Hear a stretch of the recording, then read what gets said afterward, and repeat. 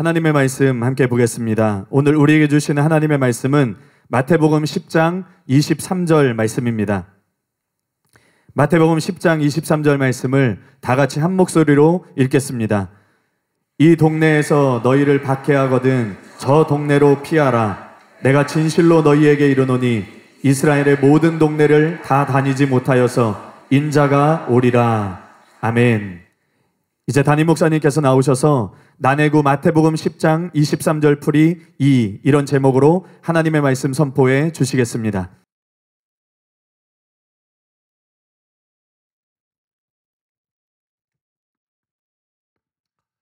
제 친구 중에 그 유명 신문사 국장이 하나 있는데 그 친구를 만나서 전에 식사를 하면서 대화를 하는데 그 친구가 그런 얘기 하더라고요.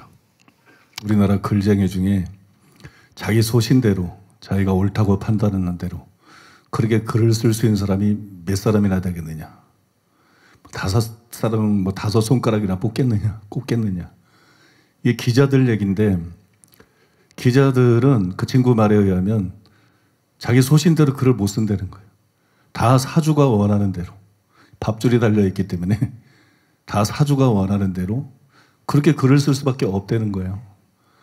그러면서 자기 신세를 한탄을 하더라고. 국장이지만 자기 소신대로 글을 쓸 수가 없다. 그리고 대부분이 기자들이 마찬가지다. 자기 소신대로 사실대로 진실대로 글을 쓸 수 있는 그런 기자들이 없다. 우리가 기자들이 하도 거짓 기자를 많이 쓰니까 기레기 하는데 사실 여러분 기레기들도 많아요. 내가 기자들도 많이 하는데 정말 기자들 중에 상당수는 그냥 기자가 아니고 기레기입니다. 근데 또 좋은 사람들도 많아요. 좋은 사람들도 많은데 밥줄이 달려서 선택의 여지가 없어요. 그렇게 사주가 원하는 대로 위에서 그냥 지시하는 대로 그냥 그렇게 거기에 맞춰서 취재하고 거기에 맞춰서 글을 쓰고 그럴 수밖에 없는 또 그런 불쌍한 사람들도 굉장히 많습니다. 보통 제가 이 설교 원고를 준비를 하면 교정을 하는데 적게 교정하면 3번, 많이 교정하면 5번, 6번 그렇게 교정을 해요. 그래서 설교 교정하는 데만 하루 종일 걸리는 것 같아요. 설교 교정하는 데만. 그렇게 철두철미하게 교정해서 나오는데 저 이번에 방송 보도들에 대해서 글을 기도할 때 주시는 대로 간단하게 썼는데 이거는 글을 완성하고 난 다음에 교정을 한 번밖에 안 했어요. 왜냐하면 그럴 가치가 있나? 설교야 하나님의 말씀이니까 그렇지. 이거 맨 떠들어대는 우리가 한두 번 당하는 것도 아니고 맨 끊임없이 떠들어대는 거짓말에 대해서 그냥 알아들 수 있게 설명하면 되는 거지. 이걸 여러 번 교정할 필요가 있나? 할 일도 많고 바쁘고. 그래서 한 번 정도만 제가 교정을 해서 갖고 나왔는데요.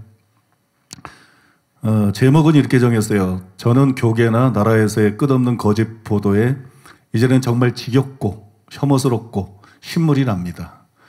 이런 표현의 한 7배? 실제로 제가 처음에 이런 보도들을 느꼈을 때 느낀 감정은 이런 표현의 7배? 야, 정말 이민 가고 싶다.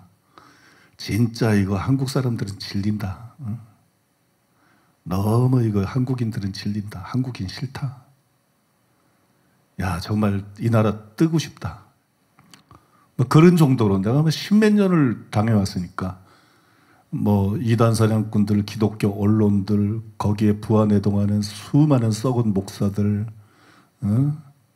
그것뿐만 아니라 또 여러분 국회의원들, 구청장들, 우리 교회 건축하면서 구청장이라든지 국회의원이라든지 그 다음에 그런 억울한 일 때문에 우리가 법정에 나섰을 때 판사들이 얼마나 진실을 알면서도 압력에 굴복해서 이게 판사가 아니더라고.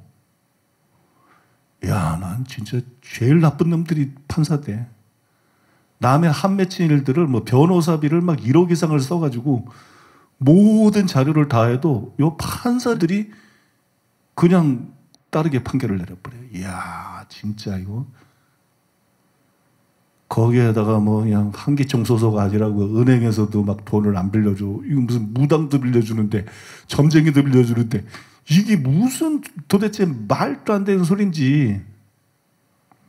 우리가 아무튼 뭐 보통 고통을 당한 게 아니야. 한국인들한테. 주민들도 그냥 얼마나 개떼처럼 들고 일어났습니까? 물레동에서, 오금동에서. 그죠? 그냥 거짓에 속아가지고 얼마나 거품을 물고 얼마나 악랄했습니까? 부산성전 지을 때도 그렇고. 나는 한국 사람 싫어. 아주 나는 한국인한테 질린 사람이에요. 질린 사람. 여러분 말고. 아무튼 그래요. 이 표현이요. 이 제목이 7배 이상이야. 지금은 편안한데 기도하고 하나님이 평안을 주시니까 지금은 편안한데 맨 처음에는 막 새벽 4시까지 잠이 안 와. 그냥. 야, 도대체 언제까지 당해야 되나 우리가. 그리고 이 인간들은 어느 구석에도 도대체 어떻게 된 인간들이 진실에 관심이 없나. 아무도 진실에 관심이 없어. 이건. 도대체 언제까지 거짓을 가지고 우리를 짓밟고 지멋대로 갖고 놀 것인가. 진짜 이 나라 떠나고 싶다. 그런 생각이 많이 들었는데 떠날 수가 없어요. 영어를 못해. 영어를 못해. 그 다음에 여러분 때문에, 그 다음에 우리 교회 성도님들 때문에 떠날 수가 없어. 참 기구한 운명이야. 제가 쓴 걸 간단하게 읽어드릴게요. 지난주 제가 수양관에 있을 때부터 정광훈 목사님에게 돈을 줘서 이단을 풀었다고 언론들이 보도하고 있다는 것을 들었습니다. 그런데 저는 이런 뉴스는 아예 안 봅니다. 전에도 거의 본 적이 없습니다. 아직까지 저는 이번에 TV나 신문에 난 것을 하나도 보거나 읽지 않았습니다. 거짓말을 뭐 하려고 굳이 봅니까? 속만상하고 목회에 마이너스가 될 뿐입니다. 그래서 성도들에게 설명할 마음도 없었습니다. 국민일보, CBS, 현대종교, 뉴스엔조이를 비롯해서 교계 TV와 언론들이 우리 교회에 대해 거짓 보도를 한 것이 어디 한두 번입니까? 교계에도 정의가 없는데 세상 방송에 무슨 정의가 있겠습니까? 그냥 자기들 쓰고 싶은 대로 쓰고 씹고 싶은 대로 씹는 거지요. 그리고 목사들도 거짓에 속아 넘어가는데 국민들도 속으려면 속으라지요. 어떻게 일일이 상대하고 대응하겠습니까? 설교 준비하기도 바쁜데 그럴 시간이 어디 있습니까? 그래서 아예 말할 마음이 없었는데 MBC에서까지 터뜨려서 성도들을 위해 주일날 한마디는 해야 한다는 생각이 들었습니다. 그것도 명절날, 명절 하루 전날, 명절날 다 명절 모여 있는데 그죠? 성도들 참 공격당하고 좋고 오해당하기 좋게 TV 1년에 제일 많이 보는 날 요것들이야죠. 확실히 마귀는 배밀해서 지혜로운 것 같아. 그래서 제가 이제 글을 썼는데 먼저 전제로 3가지를 말씀드리겠습니다. 첫째, 우리 교회의 이단 시비는 음해고 우리는 피해자입니다. 이게 제일 중요한 거예요. 제일 중요한 건 이겁니다. 우리는 피해자다. 한국 교회는 가해자다. 그죠? 한국 교회는 가해자고 우리는 피해자다. 우리 10년 전부터 뭐 이단 시비 어쩌고 그게 아니라 10년 전부터 피해자였고 한국 교회는 10년이 넘도록 가해자예요. 우리는 피해자고 그들은 가해자입니다. 이거는 우리가 피해자라는 것은 음해를 당했다는 것은 통합 사면위를 통해서 제일 주범이 통합이었잖아요. 통합 사면위를 통해서 가해자를 통해서 다 드러나고 확정이 된 거예요. 가해자를 통해서 드러나고 확정이 된 것이고 그 다음에 한기총의 결정으로 이미 다 밝혀진 거예요. 한 달 동안 그렇게 졸속으로 처리했다. 그거 전혀 모르는 소리입니다. 1차로 한기총에서 과거의 저를 조사할 때 8개월을 조사를 했습니다. 그때는 한기총이 모든 교단들이 다 소속이 되어 있어요. 통합백서. 그리고 통합에도 이대회 나오고 합동 각 교단의 이대위들이 나와가지고 8개월을 조사해서 이단성 없다고 결론을 내린 거예요. 무슨 조사를 더해 8개월을 했는데. 그거 이번에 조사도 했지만 그거 인정해가지고 그대로 한 거예요. 그 다음에 여러분, 다른 데서도 많이 했잖아. 백석에서도 조사해서 총회장이 성경적으로 흠잡을 데 없다는 교수들의 보고를 받았다. 나한테 직접 얘기를 하고, 예성 이대위에서도 그랬고, 기성에서도 자체 조사해서 그런 발표를 했다가 압력이 들어오니까 아주 왜 이렇게 목사들이 거짓말하고 교단들이 거짓말하는지 백석부터 그랬죠. 그 다음에 이제 통합 사면위에서도 다 그게 드러났지. 그러니까 조사는요, 우리 교회만큼 조사를 많이 받은 데가 없어. 그 모든 자료를 내가 줬기 때문에 더 이상 조사하고 말고가 없는 거야. 이건 그냥 내가 주관적인 게 아니라 뭐 예성 이대위에 사인이 다 들어가 있는 조사 결과 뭐 모든 걸 다 들이밀었기 때문에 거기서 무슨 조사를 해. 한글만 하면 끝나는데. 졸속이 아니고요. 우리 교회만큼 철두철미하게 조사한 데가 없어요. 응? 대한민국 한국교회 역사상. 그래서 한기총의 이런 결정으로 우리가 음해당한 피해자라는 게 다 드러난 거예요. 그러니까 뭐 언론이 역할이 뭐예요? 언론이 이런 거 밝혀야 될 거 아니야?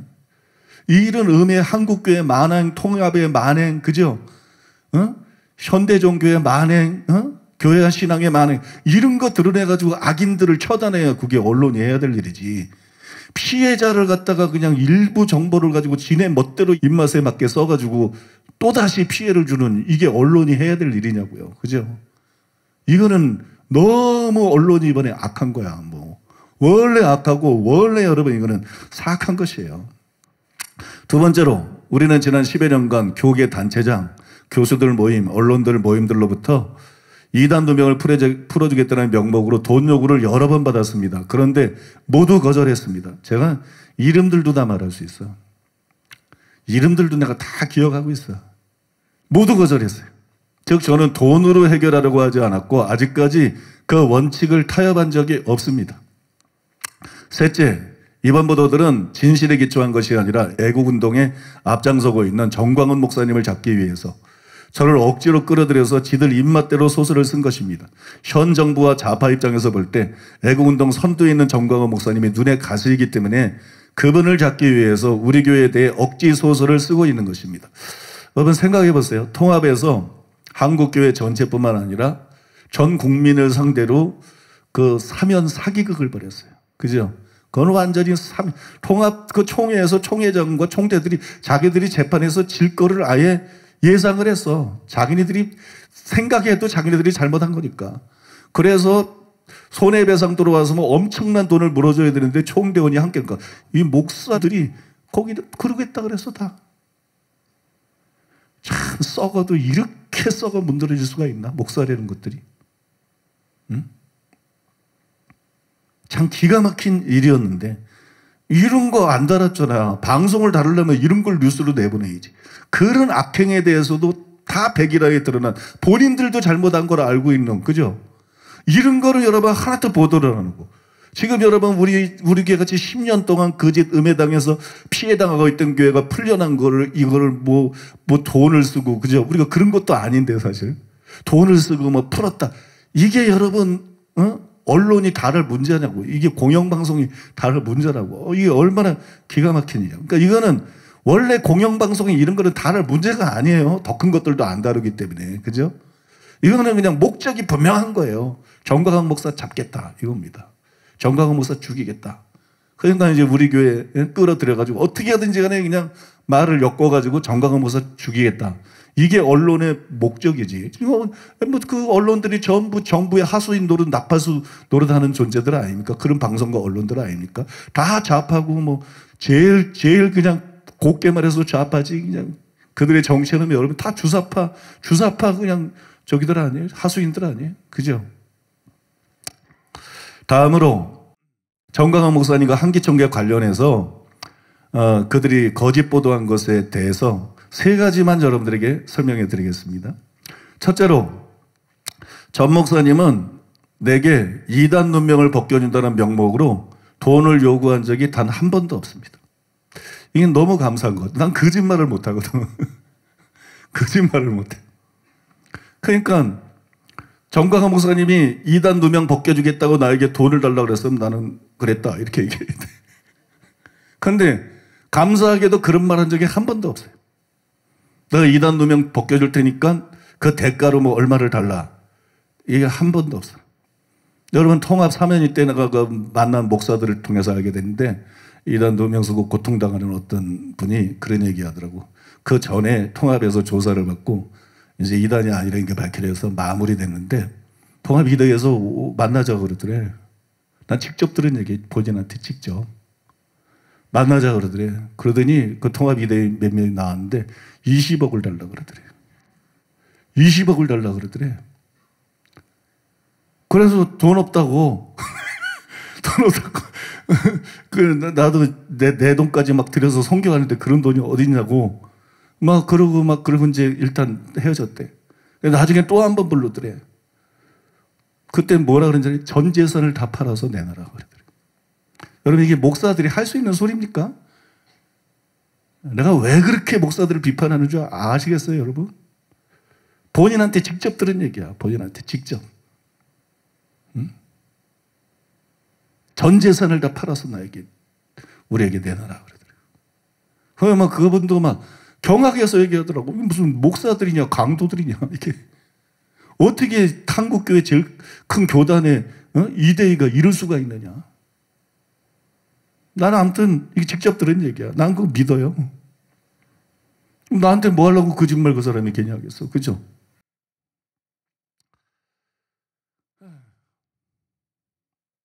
아무튼 여러분, 전 목사님이 감사하게도 나에게 그런 용도로 돈을 요구한 적이 단 한 번도 없어요.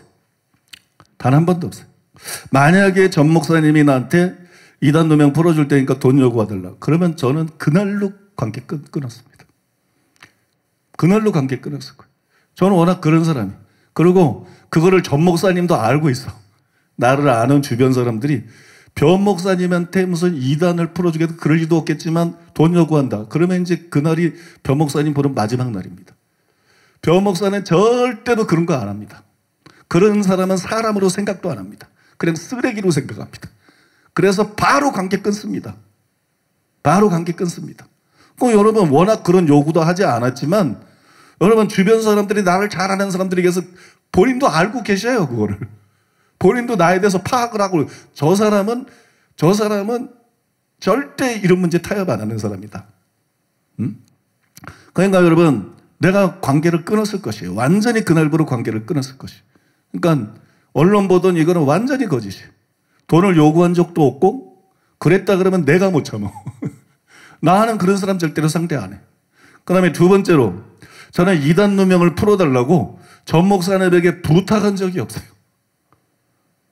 이덕화가 막 부탁해요. 이러고 저는 전 목사님한테 우리 교회 이단 누명 좀 풀어달라고 부탁한 적이 없어요. 부탁을 안 했는데 무슨 돈을 줘요. 부탁을 해야 무슨 돈을 주든 말든 할 거 아니야. 이렇게 돈을 줄 테니까 풀어달라. 그죠?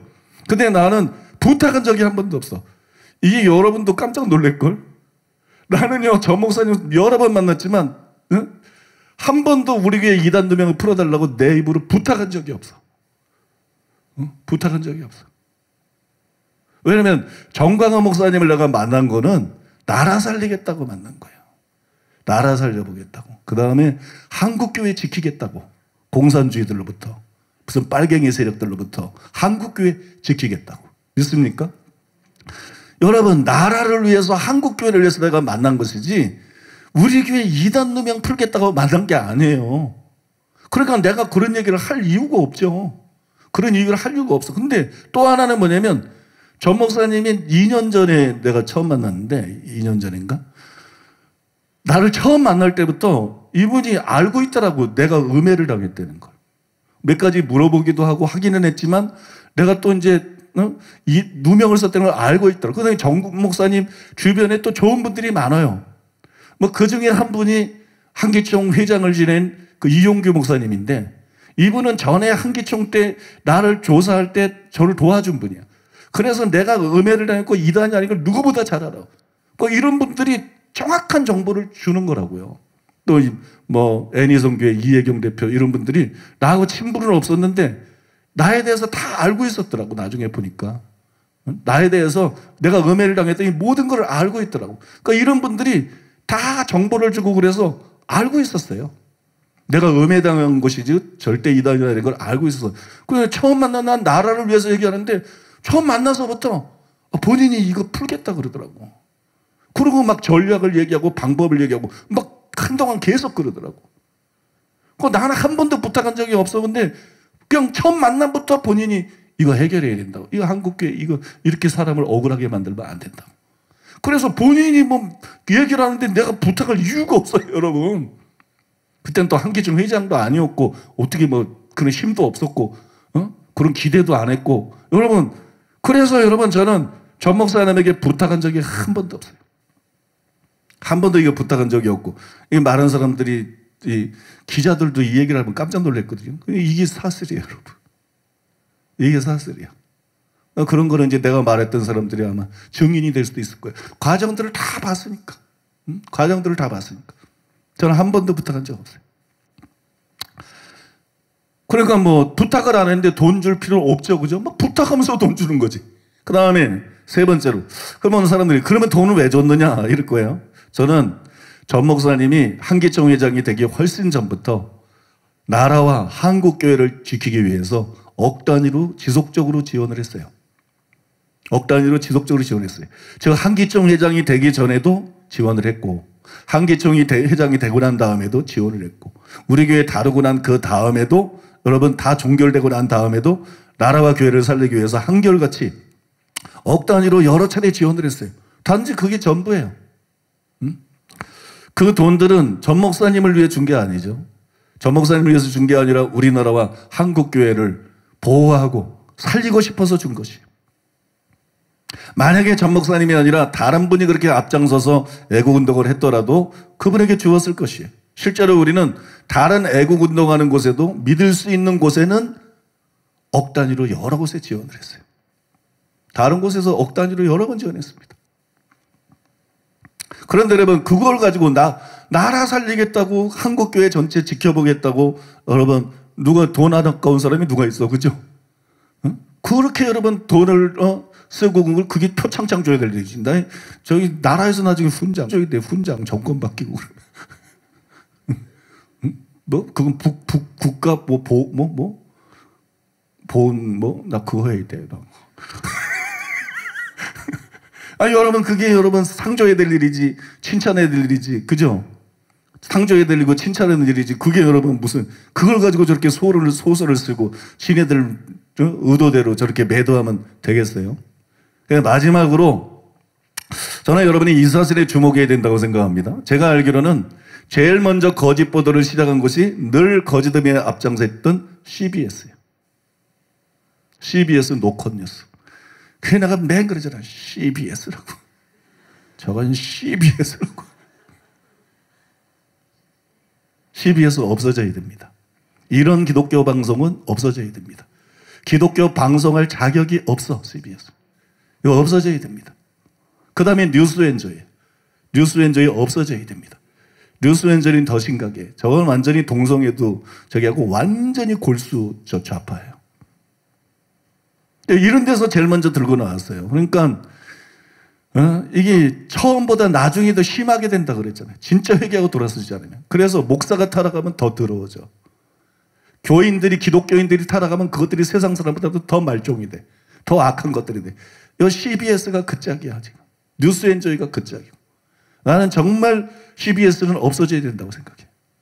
뉴스엔저이도 없어진다고 생각해. 한기총에서도 CBS 없애는 게 원래 방침이에요. 이건 기독교 언론은 아니다. 이건 늘 좌파 편이나 들고, 이건 너무 거짓 보도 나오고 거짓 보도면 얼마나 많이 했어 우리 교회도.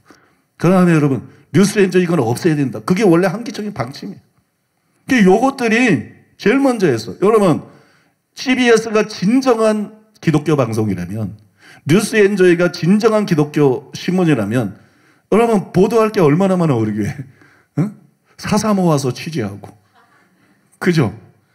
계시록 시리즈 설교, 야 이렇게 놀랍게 풀리고 있다.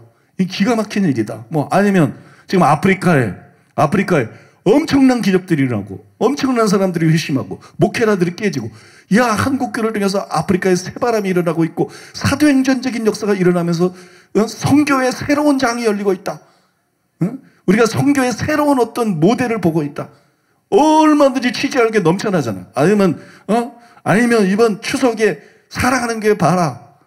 가난한 성도들에게 다 가정마다 지금 해마다 20만 원씩 수백 가정에서 1억 몇천이 넘게 해마다 이렇게 하고 이런 거 취재할 거 우리 교회 얼마나 많어. 그런 거 이런 방구 안 하고 왜 이딴 기사를 쓰냐고. 이거 없어져야 돼. CBS는 예수 이름으로 없어져야 돼. 뉴스엔저이도 예수 이름으로 없어져야 됩니다. 믿습니까? 이런 거 없어져야 돼. 이들이 제일 먼저 시작을 했어요. 그 다음에 한겨레 신문에서 이거를 달았어요. 한겨레.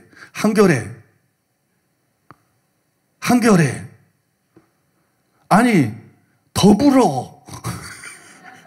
한겨레, 더불어. 요게 다 똑같은 거야. 아니, 북한 동파하고 더불어. 그러면 얼마나 좋아. 북한 동파하고 한겨레. 그러면 어떻게 돼? 북한 동포의 인권이니 뭐니, 아니, 탈북한 사람을 가서, 누명을 씌워가지고 들여보내가지고, 뭐 도살장에서 죽었다 그러든가, 어떤 언론들에 보면.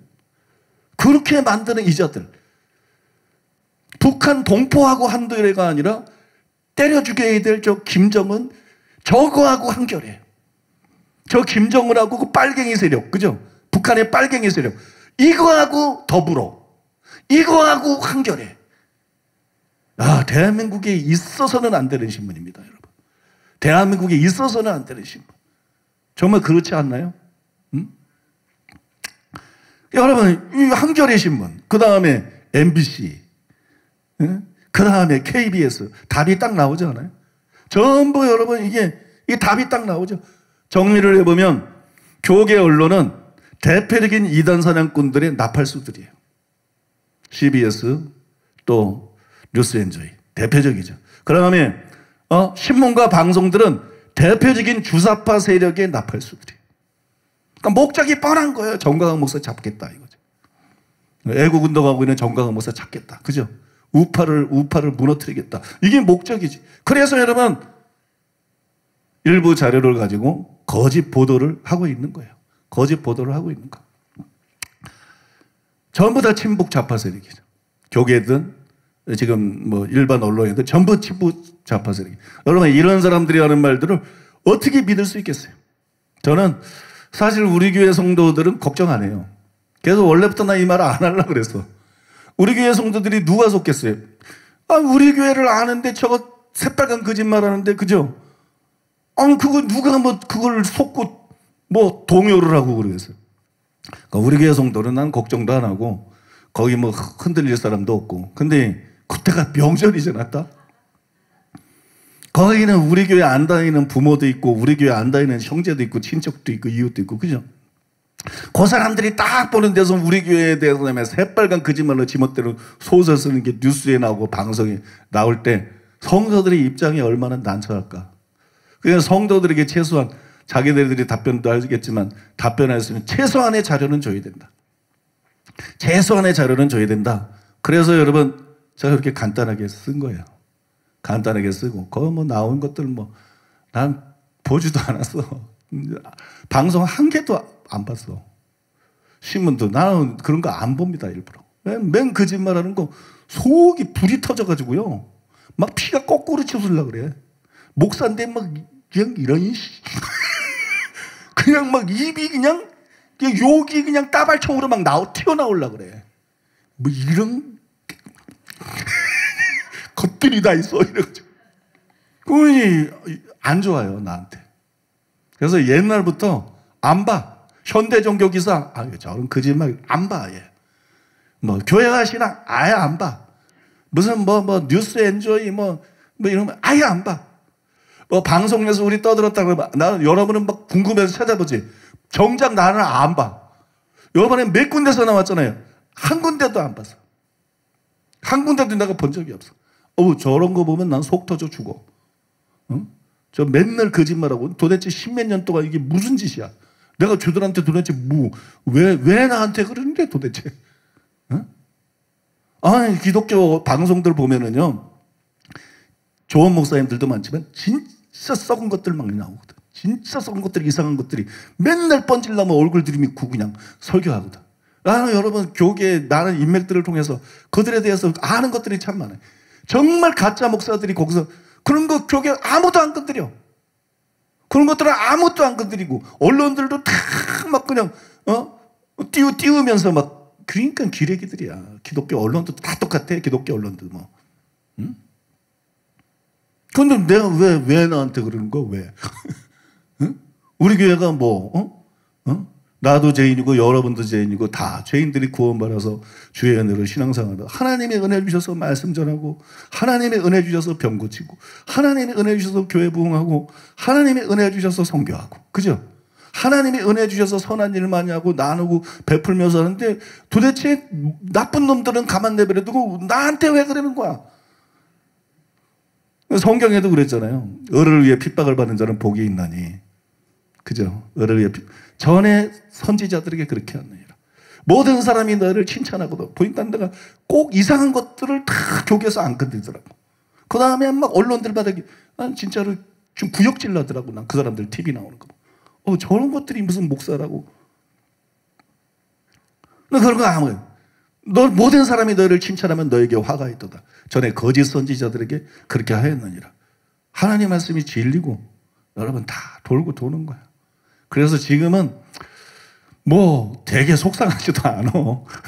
내가 이제 말하는 폼새를 보면 여러분이 알겠지만 실실 농담하면서 별로 속상하지도 않아. 한두 번 당하는 일도 아니고 그러면 뭐 우리가 뭐 그들이 말한 것처럼 뭐 잘못해서 그러는 게 아니고 그냥 그들하고 타협하지 않고 그죠? 비겁하지 않고 타협하지 않고 비겁하지 않고 하나님 나라를 위해서 하나님을 위해서 제대로 나가니까 뭐 공격이 들어오는 거 뭐 그거 별거 아닌데 그리고 나는 오히려 감사하게 생각하고 있어요. 감사하게 생각하고 있고 근데 아무튼 여러분들이 뭐 기본적으로는 좀 알아야 가족이나 친지나 이웃이나 직장 동료들에게 또 방송을 본 사람들에게 설명할 수 있을 것 같아서 뭐 요 정도로 설명을 드립니다. 그래서 제가 설명해 드린 건 카페에 영상도 올릴 거고 그 다음에 요 글도 써 있는 글도 여러분들이 그냥 다 드래그해서 딴 사람들에게 줄 수 있도록 올릴 거예요. 원래 일부 거를 잠깐 올렸었는데 내가 이렇게 듣다 보니까 이게 이단 사냥꾼들이랑 맨날 내 말한 거 의도랑 상관없이 지멋대로 내가 말한 내용이 아니고 막 보도를 하잖아요. 근데 잘못하면 오해할 수 있는 글이 있겠더라고. 잘못하면 그 말이 아닌데 얘들은 의도를 안 따져. 그냥 지네 멋대로 그냥 들리는 대로 지네 생각하고 싶은 대로 막 터뜨려. 그래서 그냥 3부 거를 올려야 되겠다 다시.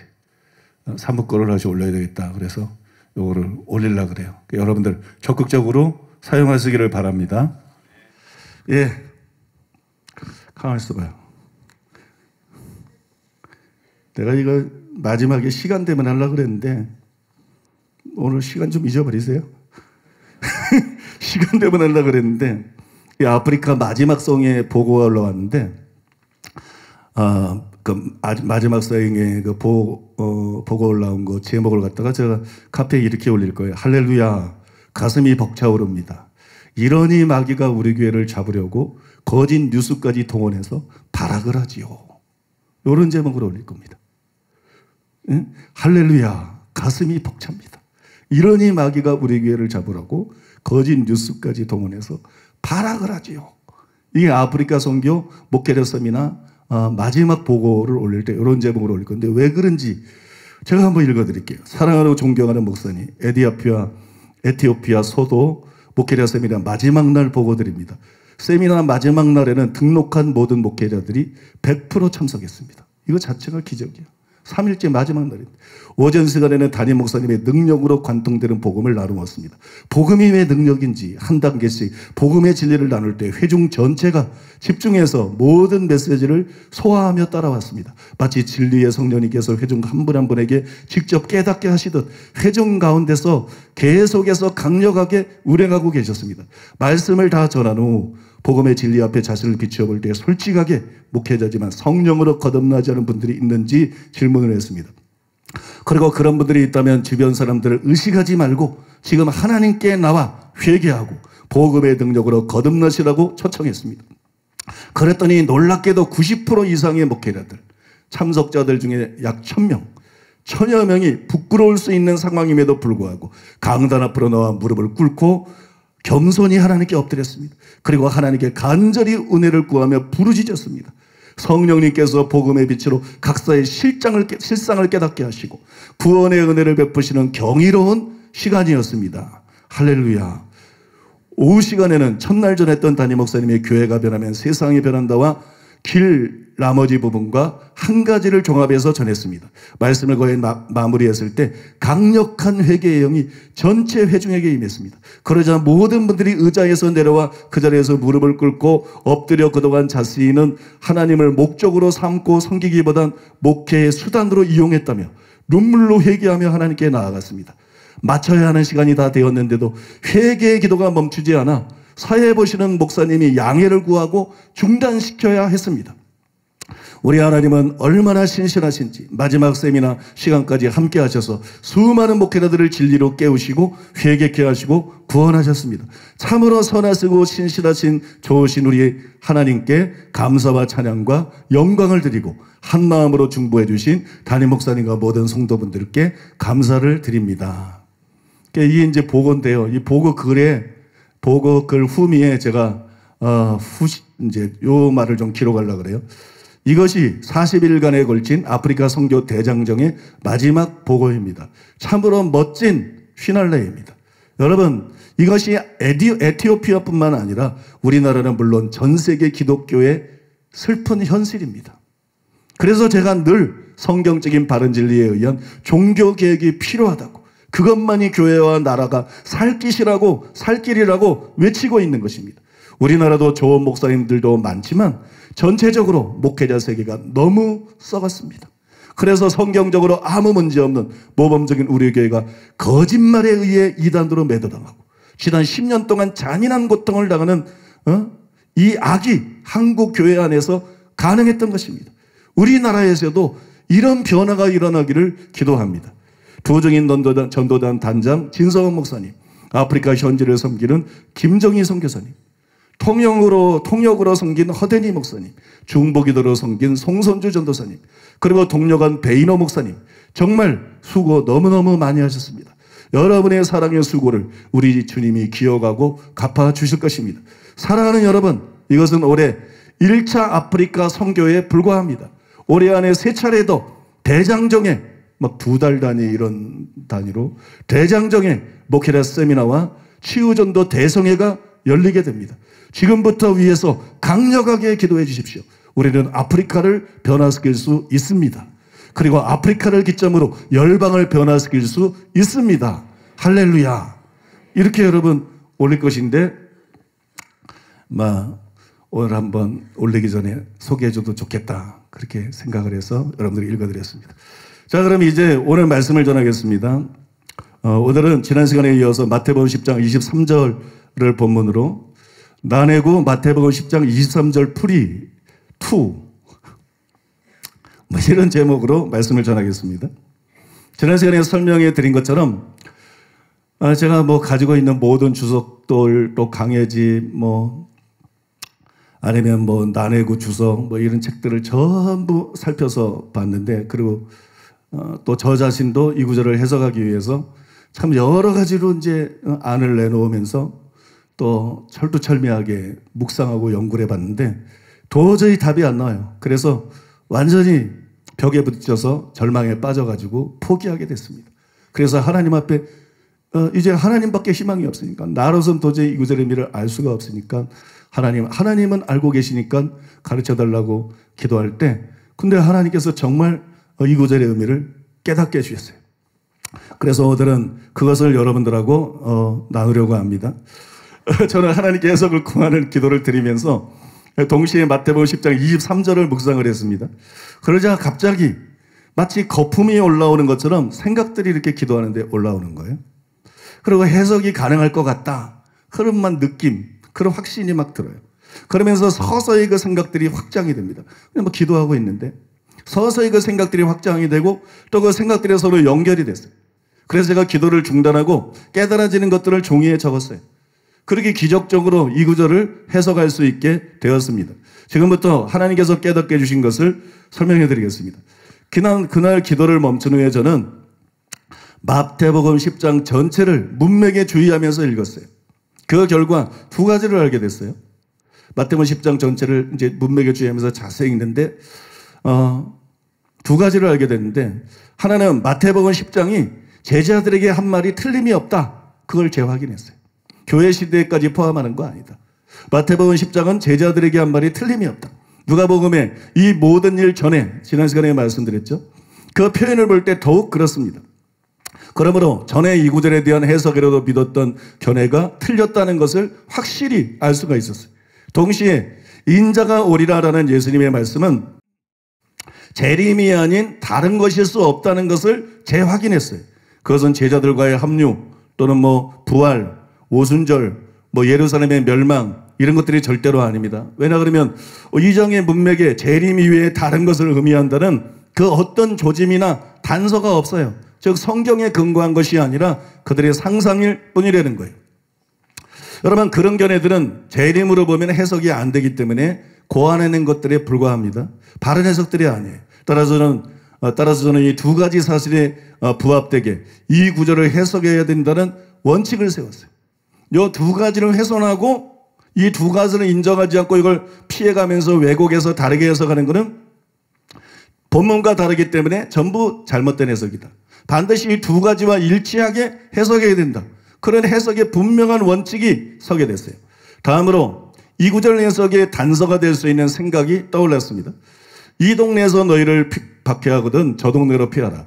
내가 진실로 너희에게 이르노니 이스라엘의 모든 동네를 다 다니지 못하여서 인자가 오리라. 여기서 저 동네로 피하라. 이 말은 우리는 항상 박해 때문이라고 생각하죠. 저도 그랬어요. 박해하니까 저 동네로 피하라. 단순히 그런 의미인 줄 알았어요. 저 동네로 피하라 이 말은 박해 때문이기도 하지만 뭔가 낭비할 시간이 없는 촉박한 상황이기 때문이라는 것을 낭비할 시간이 없는 촉박한 상황이기 때문이다. 그런 생각이 떠올랐어요. 즉 모든 동네를 다 다닐 시간이 없기 때문에 시간 낭비하지 말고 다른 동네로 가라. 이렇게 말한 것일 수도 있다. 그런 생각이 기도하는데 막 떠오르는 거예요. 그 다음에 마지막으로 이 구절의 의미를 제대로 파악하려면 내 입장에서 보면 안 된다. 왜 우리 목회자들의 신자들이 이 구절을 보면서 자꾸 해석을 못하느냐. 내 입장에서 자꾸 이 구절을 접근하기 때문에 내 입장에서 생각하기 때문에 내 입장을 버려야 된다. 예수님의 입장이 돼야 된다. 예수님의 입장에서 이 말씀을 생각해야 된다. 그래서 예수님이 이 말씀을 할 때 당시 무엇을 모르셨고 또 예수님이 이 말씀을 할 때 당시 무엇을 알고 있었는가? 모르는 거 얘기할 수 없잖아. 그죠? 아는 거에 기초해서 뭔가를 얘기하는 거죠. 그러니까 예수님이 이 말씀을 할 때 뭘 모르셨을까? 그 다음에 예수님이 이 말씀을 할 때 뭘 알고 계셨을까? 이걸 반드시 알아야 된다는 거예요. 그래야 여러분 예수님이 이 구절을 말할 때 어떤 의미로 말씀하지 않았고 또 어떤 의미로 말씀했는지를 정확하게 우리가 깨달을 수가 있다는 거예요. 그러면 이 세 가지를 염두에 두고 함께 이 구절을 해석해 보도록 하겠습니다. 우선 우리는 예수님이 이 말씀을 할 때 모르고 계셨던 것이 무엇인가 그걸 알아야 돼요. 예수님이 이 말씀할 때 뭘 몰랐을까요? 예수님이 몰랐던 것이 있어요. 그것이 뭐냐면 재림의 시기입니다. 마태복음 24장 36절. 그러나 그날과 그때는 아무도 모르나니 하늘의 천사들도 아들도 모르고 오직 아버지만 아시느니라. 예수님은 재림의 시기를 몰랐어요. 그런 상태에서 유대인 전도를 위해서 제자들을 둘씩 짝지어서 파송을 했습니다. 그리고 그런 상태에서 제자들에게 말씀한 거예요. 내가 진실로 너에게 이르노니 이스라엘의 모든 동네를 다 다니지 못하여서 인자가 오리라. 이렇게 말씀한 거예요. 그러니까 예수님이 제자들이 모든 동네를 다 다니기 전에 즉 그 시대에 재림하신다. 이런 의미로 말씀한 것이 절대로 아니라는 것이에요. 예수님은 재림의 시기를 몰랐기 때문에 그런 의도로 이 말씀을 할 수가 없다는 거예요. 모르니까. 그죠? 또 예수님은 정직한 분이니까 그렇게 말씀할 수가 없다는 거예요. 그래서 우리는 이것을 통해서 슈바이처와 그 추종자들의 해석이 틀렸다는 것을 알게 되는 거예요. 예수님이 몰라서 그냥 내뱉은 말이다. 이런 거. 이런 말을 내뱉었다. 그 말도 좀 표현도 내뱉은 말이다. 내뱉은. 저는 학자들의 책을 읽어도 참 못마땅해. 목사들의 책을 읽어도 참 기독교 신문들을 보다는 못마땅해. 왜냐하면 예수는 이러잖아요. 문법적으로는 그게 맞대요. 응? 문법적으로는 예수는 이렇게 문법이고 나발이고 예수님은 문법 위에 계신 것이지. 믿습니까? 예수님은 문법 위에 무슨 신학자가 예수는 이러고 있냐. 무슨 목사가 예수는 이러고 무슨 기독교 언론들이 예수는 나는 학자들을 그래 보면 다 예수는 그렇게 해서 그러면 내가 인용할 때는 전부 바꿔. 예수님이 예수님께서 전부 바꿔. 신학자가 무슨, 그건 세상 사람들이라는 얘기지. 그죠? 그건 주석들도 그렇게 쓰면 안 돼. 문법 그런 거 신경 쓰지 마. 예수님은 모든 것 위에 계신 분이야. 믿습니까? 예수님이 땅의 문법의 지배를 받는 분이 아니야. 예수님 존중해지. 옛날에 하나님 이름 여호와를 사람들이 제대로 쓰지도 못하고, 그죠? 야훼지, 야훼. 그걸 막 쓰지도 못하고 목욕을 하고 막 그랬다는데, 아예 예수님 이름을 갖다 예수님이 뭐야, 예수님. 예수님이 저는 다 바꿔, 인용할 때. 나 이 얘기 꼭 하고 싶은 얘기야. 이거 좀 바뀌어야 돼, 기독교에서. 세상은 몰라도 기독교에서는 바뀌어야 될 줄로 믿습니다. 이런 표현법이 반드시 바뀌어야 될 줄로 믿습니다. 예. 그러면 예수님이 이 말씀을 할 때 모르고 계셨던 게 뭔가 그거 알아봤어요. 그죠? 그러니까 이제 또 답이 나오죠. 이게, 어떤 의도로 말씀한 게 아니구나. 이게 딱 나왔잖아. 그죠?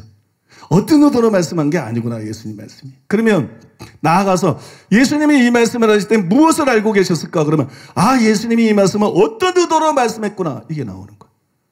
이해되십니까? 예수님이 이 말씀할 때 뭘 몰랐나? 그러면, 예수님이 이 말씀이 어떤 의도로 말씀한 거 아니구나. 오해하지 않게 되고, 이 말씀을.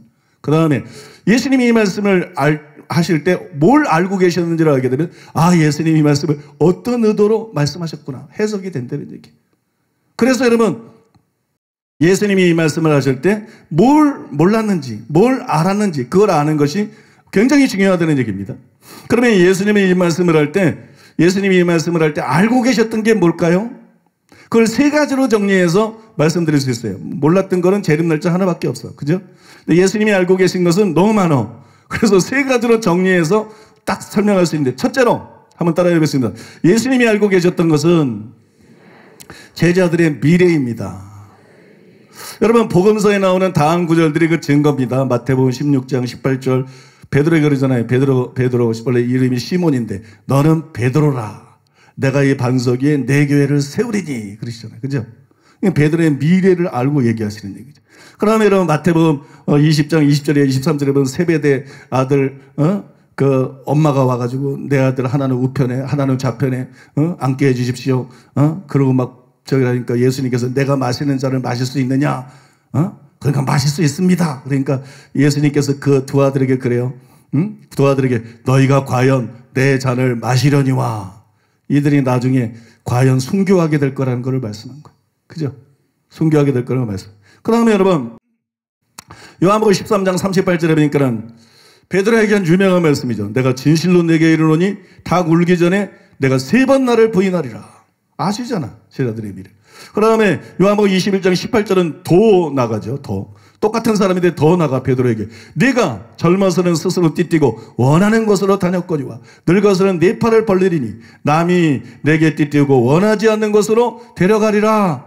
예수님이 곧 부인할 것뿐만이 아니라 이제 베드로의 인생 말년에 순교할 걸, 그죠? 마지막에 순교할 것까지 다 훤히 알고 계세요.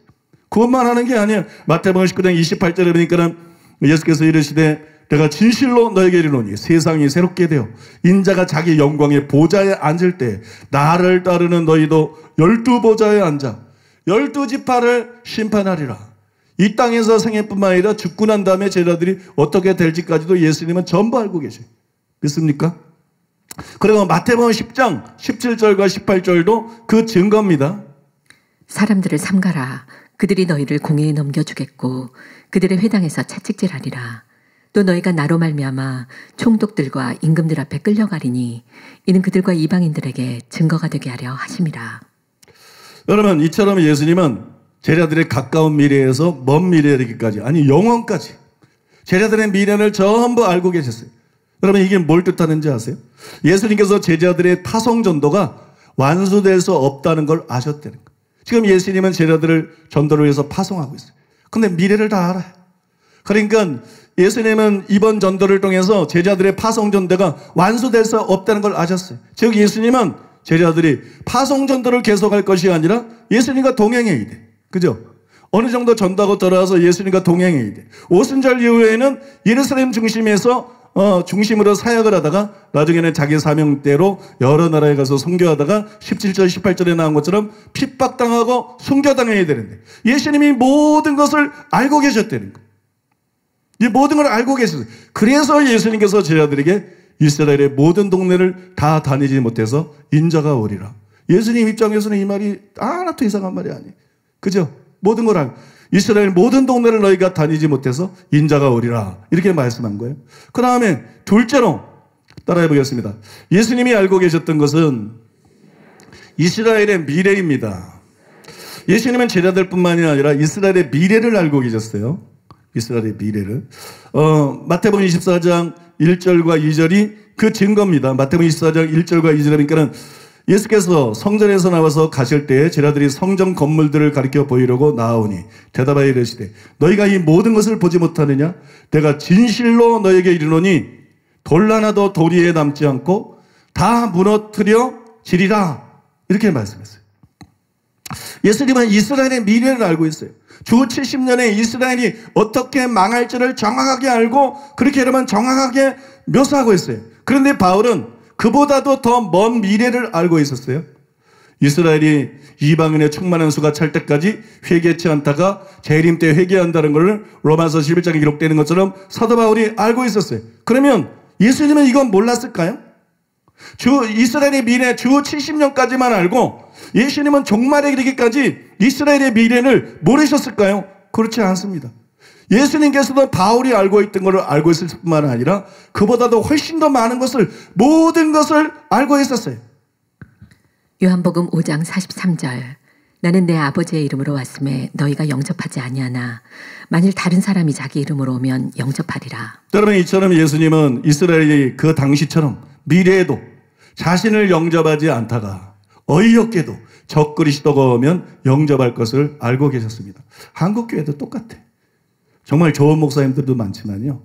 정말 교계에 썩은 목사들 많거든. 그 사람들은 아무 공격도 안 당해. 정말 엉터리로 설교하고 정말 엉터리들 많거든. 어느 교단도 문제 삼지 않아. 근데 우리 교회는 우리는 아무것도 아니야. 우리 죄인이죠. 그러나 하나님의 은혜로 용서받고 하나님의 은혜로 너무 아름다운 교회가 됐어. 진리에 있어서도. 그죠? 진리에 있어서도. 또 서로 사랑하는 데 있어서도. 나눔에 있어서도. 주님을 사랑하고 경배하는 데 있어서도. 선교하고 구제하고 병자를 고치고 모든 일에 있어서 너무 이상적인 교회가 됐어. 너무 아름다운 교회가 됐어. 그런데 우리 교회는 얼마나 공격하는지 몰라. 그리스도가 오니까 핍박하고. 그죠? 그리스도가 오니까 핍박하고. 적그리스도 오니까는 받아들이고. 이스라엘 백성부터. 그 예수님이 말씀했잖아요. 을을 위해 핍박을 받는 자는 복이 있다. 왜? 전에 참된 선지자들을 그렇게 했다. 모든 사람이 너희를 칭찬하면 화가 있다. 요즘 시티에서 걸핏하면 얼굴 보이는 목사 중에 좋은 분들 있지만 엉터리들 정말 막 혐오스러운 사람들 얼마나 많은지 몰라. 난 교계에 많은 것들을 알고 있어요. 응? 그래도 아무도 뭐라고 안 그래 그 사람들 보고.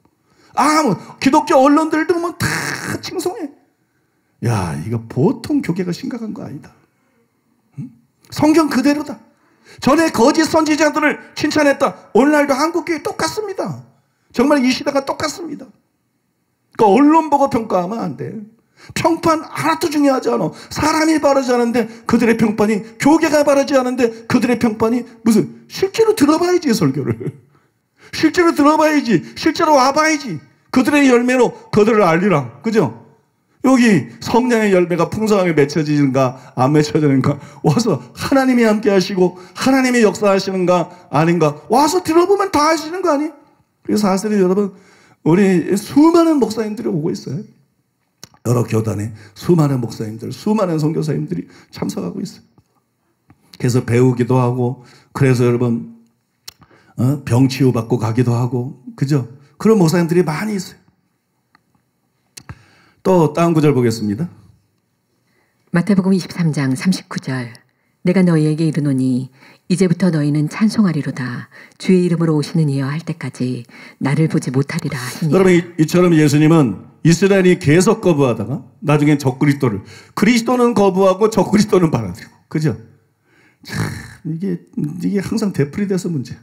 그 다음에 계속 거부하다가 적그리스도를 바라다가 재림 때 회개하고 예수님을 영접한다는 것도 알고 있었어요. 그래서 그 증거로 위즈덤 종합 강해에 보면 방금 인용해드린 구절에 대해서 이렇게 썼어요. 예수님의 사역은 끝나가고 그의 재림까지 유대 백성은 예수님을 보지 못할 것이나 그의 재림 때 그들이 메시아를 알아보고 영접할 것이다. 전에도 말씀드린 것처럼 이 구절이 그런 의미란 것을 아는 목회자나 신학자가 굉장히 드뭅니다. 굉장히 드물어요. 100에 하나나 둘, 안 쉬어봐서 몰라. 그냥 대강 얘기하는 거지. 100에 하나나 둘, 어쩌면 5, 그 정도일 거예요. 이 구절이 그런 의미라는 걸 아는 사람들이 목사나 학자들 중에 거의 없어요. 그러나 계시록 1장 7절에 가면 그거 희한하지. 똑같은 구절이에요, 사실은. 똑같은 걸 말하고 있는 건데 계시록 1장 7절에 가면 이거를 인정하는 학자들이 급증을 합니다. 왜냐 그러면 이거 자세히 설명하지 않겠어요. 옛날에 설명한 적이기 때문에 성경을 읽어드리지 않겠어요. 왜냐면 계시록 1장 7절은 스가랴 12장 10절을 인용한 것이기 때문에 갑자기 그걸 인정하는 사람들이 늘어나죠. 더구나 이것을 확증해주는 결정적인 말씀이 있어요. 로마서 11장 25절에서 27절이에요. 형제들아 너희가 스스로 지혜 있다함을 명기 위하여 이 비밀을 너희가 모르기를 내가 원치 아니하노니 이 비밀은 이방인의 충만한 수가 돌아오기까지 이스라엘의 덜어는 완악하게 된 것이라. 그리하여 온 이스라엘이 구원을 얻으리라. 기록된 바 구원자가 시온에서 오사 야곱에게서 경건치 않은 것을 돌이키시겠고 내가 저희 죄를 없이 할 때에 저에게 이루어질 내 언약이 이것이라 함과 같으니라. 여기서 시온은 천국을 뜻한다고 말씀드렸죠. 시온은 천국을 뜻하고 구원자가 시온에서 온다. 이거는 재림을 뜻합니다. 그냥 내가 임의로 그렇게 해석하는 게 아니라 문맥적으로나 원어나 다 문법이나 봤을 때 맞고요. 또 더글라스 무를 비롯해서 대부분의 학자들이 이거를 이제 주석해서 그렇게 해석하고 있어요. 그러므로 이스라엘은 재림 때 회개하게 됩니다. 그런데 예수님이 이것까지 전부 알고 계셨다는 거예요. 다음 구절도 그 증거 중에 하나입니다. 마태복음 24장 30절 그때 인자의 징조가 하늘에서 보이겠고 그때 땅의 모든 족속들이 통곡하며 그들이 인자가 구름을 타고 능력과 큰 영광으로 오는 것을 보리라. 이게 왜 준 거냐 그러면 NIV 적용 주석에서 마이클 윌킨스는 이 구절에 대해서 이렇게 썼어요. 이것은 회개를 낳은 일종의 통곡이거나 임박한 심판을 인식한 것에서 기인한다. 그러니까 회한의 눈물이라는 거지. 또 아니면 바울이 장래 이스라엘이 회개하고 돌아설 것을 말하고 있는 것에 비추어 볼 때 회개가 더 적합하다. 근데 이때 대표적으로 회개하고 돌아오는 민족이 로마서 11장 26절에 나와 있는 대로 이스라엘이에요. 그러면 예수님은 이스라엘의 미래를 훤히 알고 계셨어요. 예수님은 제자들의 미래를 훤히 알고 계셨고 또 예수님은 이스라엘의 미래를 훤히 알고 있었어요. 세 번째로 따라해 볼까요? 예수님이 알고 계셨던 것은 제자들과 이스라엘의 미래뿐 아니라 재림 날짜를 제외하고 재림 전에 되어질 모든 일을 알고 계셨다. 예수님은 바울보다 먼저 적그리스도의 출현이 대표적인 말세의 징조이고 대환란 후에 재림이 있을 것이라는 것을 알고 계셨습니다. 마태복음 24장이 그 증거예요. 마태복음 24장 15절로 30절 그러므로 너희가 선지자 다니엘이 말한 바 멸망에 가져간 것이 거룩한 곳에 선 것을 보거든 읽는 자는 깨달을진저 그때 유대에 있는 자들은 산으로 도망할지어다. 이는 그때에 큰 환란이 있겠음이라.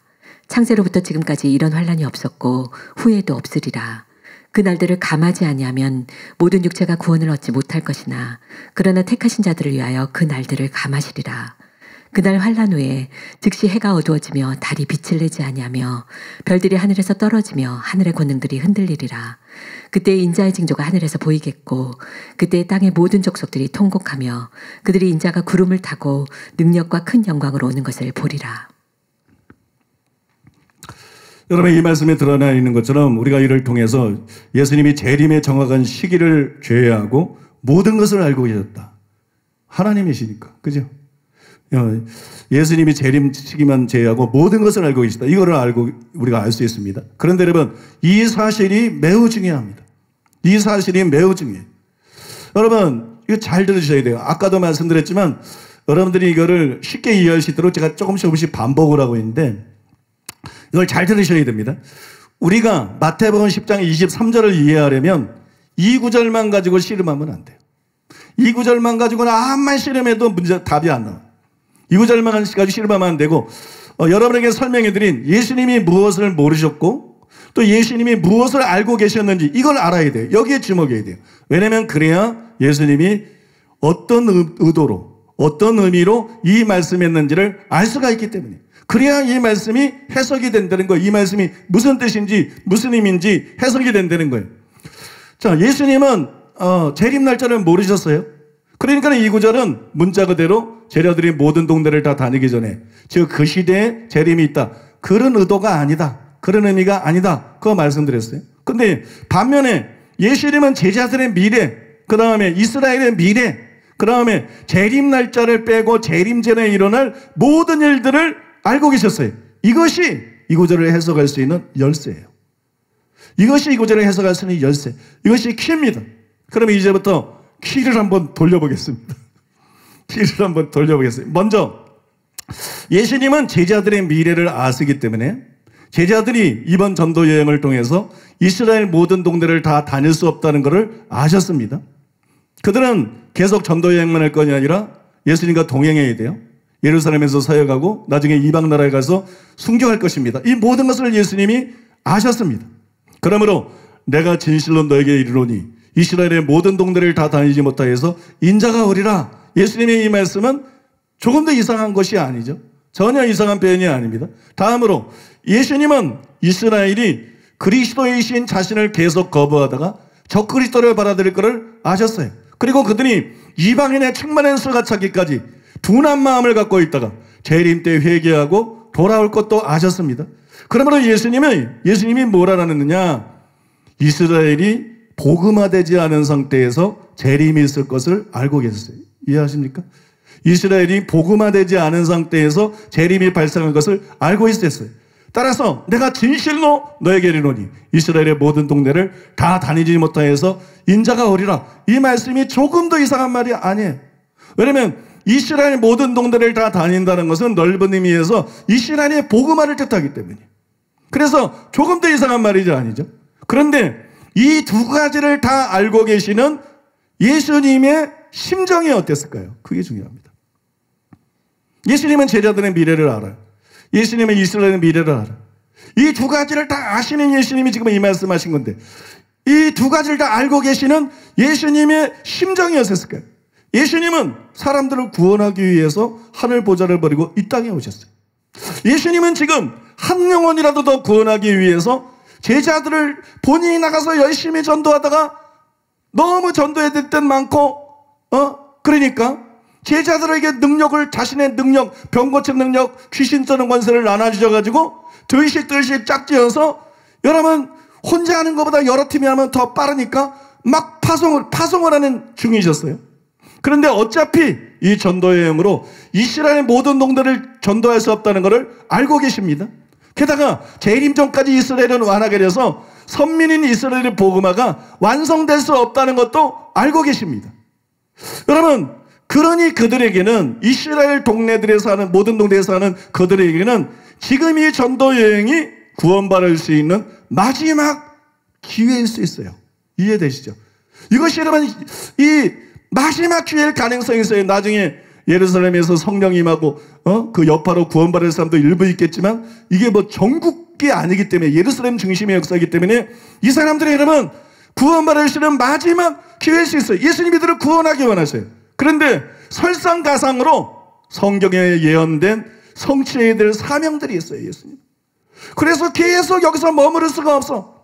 다른 예언, 다른 사명을 성취하기 위해서 제자들과 이동해야 되고, 제자들이 계속 전도여행만 하게 내버려둘 수가 없어요. 그래서 여러분, 영혼을 사랑하는 예수님의 마음이 막 타오르는 거예요. 영혼을 사랑하는 예수님의 마음이 막 타들어가는 거예요.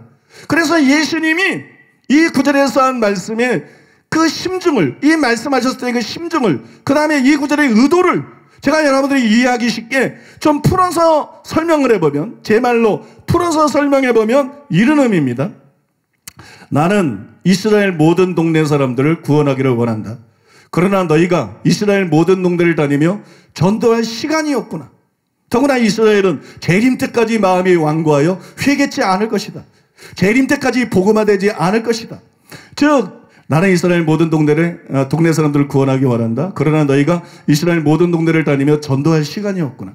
더구나 이스라엘은 재림할 때까지 마음이 완고하여 회개치 않을 것이다. 재림 때까지 복음화되지 않을 것이다. 즉 너희가 이스라엘 모든 동네 전도를 다 마치기 전에, 그리고 이스라엘이 복음화되지 않은 상태에서 내가 다시 올 것이다. 내가 재림할 것이다. 그러므로 지금이 그들 중 많은 이들에게 마지막 기회다. 그런데도 시간이 없구나. 그래서 내 마음은 타들어간다. 그러니 서둘러라. 시간을 아껴라. 이 동네에서 너희를 핍박하거든 시간을 낭비하지 말고, 거기서 시간을 낭비하지 말고 다른 동네로 가거라. 어차피 이스라엘 모든 동네를 다 다니면서 복음을 전할 시간이 없다. 그러니 받아들이지 않는 곳에서 시간을 낭비하지 말고 받아들이는 다른 동네를 최대한 열심히 바쁘게 많이 돌아다녀서 할 수 있는 한 많은 영혼들을 구원해라. 할 수 있는 한 많은 영혼들을 구원해다오. 믿습니까? 여러분, 이게 예수님의 마음이에요. 이 구절에 숨어져 있는 예수님의 마음. 그러면 이것이 이 구절의 의미입니다. 이것을 기억하고 난해구로 알려져 있는 이 구절을 다시 읽어보면 우리 한 목소리를 읽을까요? 마태복음 10장 23절입니다. 이 동네에서 너희를 핍박하거든 저 동네로 피하라. 내가 진실로 너에게 이르노니 이스라엘 모든 동네를 다 다니지 못하여서 인자가 오리라. 여러분 진짜 그 말씀이 보이지 않아요? 그죠? 설명을 다 듣고 보니까 이 말씀이 그런 의도구나. 그래서 이렇게 말씀하셨구나. 뭐 동네 다 다니기 전에 이 시대에 재림만 되는 게 아니라 제자들의 미래를 알고 이스라엘의 미래를 아시는 예수님께서 그래서 영혼을 사랑하는 마음으로, 안타까워하는 마음으로 정말 시간을 낭비하지 말고 최대한 수용적인 마음으로 찾아가서 최대한 가능한 한 많은 영혼들을 구원하라고 예수님께서 이 말씀을 하신 것이구나. 믿습니까? 저는 여러분 이 말씀이 그런 뜻이라고 믿습니다. 그리고 이거는 문맥에 의해서 어떤 걸림도 없어요. 어떤 허점도 없고 어떤 걸림도 없어. 그래서 저는 이 구절이 이 말씀의 의미라고 믿습니다. 이제 여러분 결론을 말씀드리겠습니다. 우리가 살펴본 두 난해구에 대한 학자들의 견해를 보면 재림을 자꾸 재림으로 보지 않으려고 그래요. 뭐 부활이다, 성령 강림이다, 예루살렘의 멸망이다, 자꾸 다른 것으로 보려는 성향이 있어요. 이런 경향은 재림으로 보면 이 구절을 해석할 수 있는 능력이 없기 때문이에요. 그러나 그게 전부는 아닙니다. 우리는 이런 성향들, 이런 해석의 성향들 안에 교묘하게 숨어있는, 나아가서는 이런 해석을 토대로 기생할 수 있는 이단적인 가르침을 경계해야 됩니다. 바로 여러분 베드로후서 1장 16절이야 18절에 나타나 있는 것 같은 그런 종류의 가르침이에요. 우리 주 예수 그리스도의 능력과 강림하심을 너희에게 알게 한 것이 교묘히 만든 이야기를 따른 것이 아니요 우리는 그의 크신 위엄을 친히 본 자라. 지극히 큰 영광 중에서 이러한 소리가 그에게 나기를 이는 내 사랑하는 아들이요 내 기뻐하는 자라 하실 때에 그가 하나님 아버지께 존귀와 영광을 받으셨느니라. 이 소리는 우리가 그와 함께 거룩한 산에 있을 때에 하늘로부터 난 것을 들은 것이라. 베드로가 사역할 때 이미 재림은 교묘하게 만든 이야기다. 재림을 부정하려고 그러는 거예요. 재림은 교묘하게 만든 이야기다. 재림을 부정하려는 이단들이 있었어요. 마이클 그린은 그자들에 대해서, 이런 이단들에 대해서 이렇게 썼습니다. 그들은 후메네와 빌레도처럼 구원의 미래적 요소를 과거에 지나간 것으로 설명해 버렸을 것이다. 부활은 이미 지나갔다는 것이다. 신자가 세대 시에 그리스도와 함께 죽고 살았을 때 부활했다는 것이다. 그리고 그리스도의 재림은 성령 강림으로 실현되었다는 것이다. 본절의 의미가 바로 이런 것이었을 것이다. 이렇게 보는 것이 가장 자연스럽다. 여러분 로이드 존즈도 그자들에 대해서 이렇게 썼습니다. 우리 주님의 재림에 관한 이 신약 성경의 가르침이 전통적인 것과는 다른 방법으로 설명돼야 한다고 주장하는 사람들이 있습니다. 그들은 우리 주님의 재림이 AD 70년 로마 군대가 예루살렘을 정복하고 그 도시를 파괴하였을 때 일어난 일과 그 사건에만 관계가 있다고 주장하고 있습니다. 그리고 또 다른 사람들은 그것이 오순절에 일어났던 일과 관계가 있다고 주장합니다. 그들은 신약 성경에 재림에 대한 교리가 담겨 있다는 데 동의하고 있으나 그리스도께서 성령의 인격 안에 오신 오순절에 그것이 분명하게 이루어졌다고 믿고 있습니다. 그들은 그것이 그리스도의 재림이라고 생각합니다. 어떤 사람들은 그 일이 과거에 이미 일어난 것이기 때문에 앞으로는 아무런 일도 일어나지 않을 것이라고 믿고 있습니다. 제가 경계하는 것이 바로 이런 가르침이에요. 이런 가르침인데, 즉 신학적인 해석, 이 신학적인 해석을 통해 가지고 교묘하게 재림을 부정하는 이단들이 있어요. 사람들은 이게 신학적인 해석인 줄 알아. 근데 신학적인 해석을 빌미로 해서 여러분 재림을 부정하는 이런 이단들이 있어요. 여러분 재림을 부정하는 것은 무서운 이단이에요. 그래서 베드로는 3장에서 다시 이들에 대해서 이렇게 경고를 했어요. 3장 3절 4절에 그러니까 먼저 이것을 알지니 말세에 조롱하는 자들이 와서 자기의 정력을 따라 행하며 조롱하여 이르되 주께서 강림하신다는 약속이 어디 있느냐? 조상들의 잔으로부터 만물이 처음 창조될 때와 같이 그냥 있다 하니 여러분 그들은 이렇게 조롱을 합니다. 만물이 처음 창조될 때와 같이 그냥 있다. 몰라? 만물이 처음 창조될 때까지 그냥 있어. 천지 창조 후 몇천 년이 지났는지 알아? 예수님이 승천하신 지 몇천 년이 지난지 알아? 무슨 재림이 있어? 무슨 심판이 있어? 만물은 처음 창조될 처럼 몇천 년이 지나도 그대로 있어. 즉 우주는 안정된 불변체계로서 재림과 같은 돌발 사태는 절대로 일어나지 않는다. 이것이 여러분 이들의 주장이에요. 정말 여러분 귀가 솔깃해지지 않아요? 난 막 솔깃해지더라고요. 여러분 귀가 솔깃해지는 그럴듯한 주장이에요. 그러나 베드로는 그들의 반론을 뒤집어서 이렇게 여러분 그들에게 답변을 했어요. 베드로후서 3장 5절로 7절. 이는 하늘이 예적부터 있는 것과 땅이 물에서 나와 물로 성립된 것도 하나님의 말씀으로 된 것을 그들이 일부러 잊으려 함이로다. 이로 말미암아 그때 세상은 물이 넘침으로 멸망하였을 때 이제 하늘과 땅은 그 동일한 말씀으로 불사르기 위하여 보호하신 바 되어 경건하지 아니한 사람들의 심판과 멸망의 날까지 보존하여 두신 것이니라. 만물이 처음 창조될 때까지 그냥 있다고? 이 이단들의 주장. 만물이 처음 창조되면 그냥 있다고? 천지 창조 후에 무슨 재림이 있었냐고? 예수님 승천하고 다음에 뭐 몇 년이 지났는데 무슨 재림이 있었냐고? 이게 이단들의 재림을 부정하는 이단들의 가르침이에요. 그런데 여러분 세상을 불변한다는 그들의 전제는 거짓된 것이다. 그거 잘못된 것이다. 따라서 앞으로도 세상이 불변하고 재림이 없을 것이라는 그들의 추론, 그들의 결론 역시 그릇된 것이다. 왜 그릇된 것이냐? 여러분 그런 결론은 하나님이 노아 시대 때 개입하셔서 온 세상을 물로 심판한 것을 잊었느냐? 어디에 만물이 처음 창조될 때와 같이 그대로 있느냐? 하나님께서 노아 시대 때 분명히 온 세상을 물로 심판하지 않았느냐? 그리고 하나님께서는 마지막 때 다시 한번 온 세상을 불로 심판할 것이다. 만물은 처음 창조될 때와 같이 그대로 있는 것이 아니다.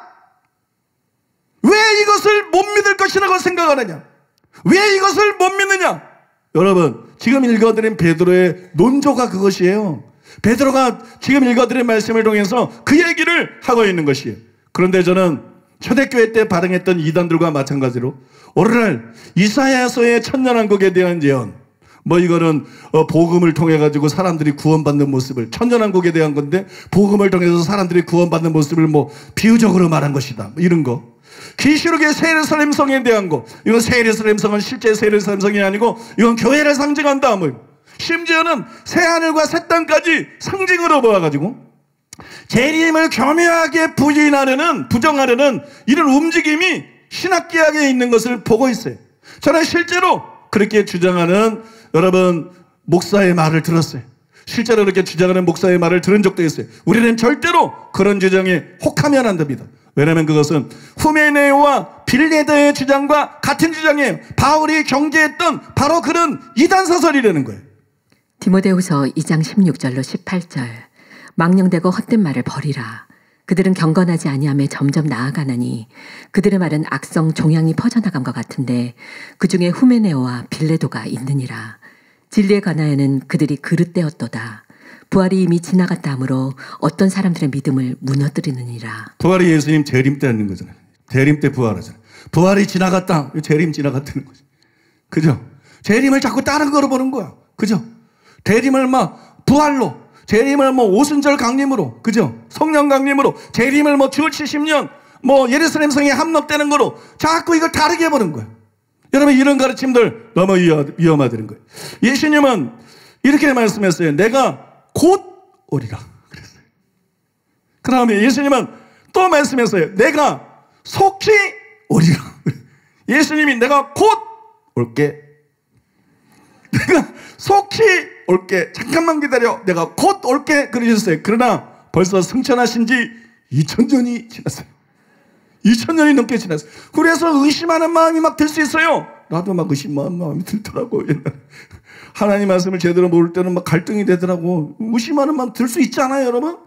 곧 오겠다 그러고 2000년이 속히 오리라 그러고 2000년이 지나서 무슨 죄가 있어 뭐 이런 의심은 들 수 있지. 우리가 하나님 말씀을 믿죠. 그 의심이 들 수 있죠. 그러나 초림 때도 이와 같다는 것을 여러분 기억해야 돼요. 일례로 하나님은 아브라함에게 이렇게 약속했어요. 하나님께서 아브라함에게 너는 너의 고향과 친정부 떠나 내가 내게 보여줄 땅으로 가라. 큰 민족을 이루고 창대하게 하고 복이 될지라. 너를 축복하는 이제 복을 내리고 너를 저주하는 이게 저주하리니 땅의 모든 족속이 너로 말미암아 복을 받을 것이니라. 땅의 모든 족속이 너로 말미암아 복을 받을 것이니라. 이 3절 말씀은 예수님의 초림을 통해서 이루어지는 거예요. 그러니까 이것은 예수님의 초림에 대한 약속이에요. 아브라함에게 예수님의 초림에 대해서 약속한 거예요. 근데 이 약속이 언제 이루어졌느냐? 그로부터 2000년 후에 이루어졌어요. 예수님의 초림을 아브라함에게 약속했는데 그로부터 2000년 후에 이건 아무것도 아닙니다. 또 다른 예를 말씀드리면 하나님은 인류의 시조 아담에게 이렇게 말씀했어요. 창세기 3장 15절입니다. 내가 너로 여자와 원수가 되게 하고 내 후손도 여자의 후손과 원수가 되게 하리니 여자의 후손은 내 머리를 상하게 할 것이요 너는 그의 발꿈치를 상하게 할 것이니라. 이것도 예수님 초림에 대한 예언이죠. 분명히 초림에 대한 예언입니다. 그런데 그로부터 정확하게는 몰라. 그러나 성경의 족보들을 통해서 대략 추적해보면 최소한 4000년 후에 이 일이 이루어졌어요. 하나님께서 아담에게 예수님의 초림에 대해서 예언하시고 약속하시고 난 다음에 최소한 4000년 후에 이 일이 일어났어요. 그런데 예수님이 승천한 지 2000년밖에 안 됐어요. 2000년밖에 안 됐어요. 그러니까 예수님이 승천한 지 2000년이나 지났지만 재림 아직도 안 일어난다? 이게 이상한 일이 아니라는 거예요, 여러분. 우리는 스케일이 작아요. 인생의 사람의 연수가 70이요. 간거라면 80이라도.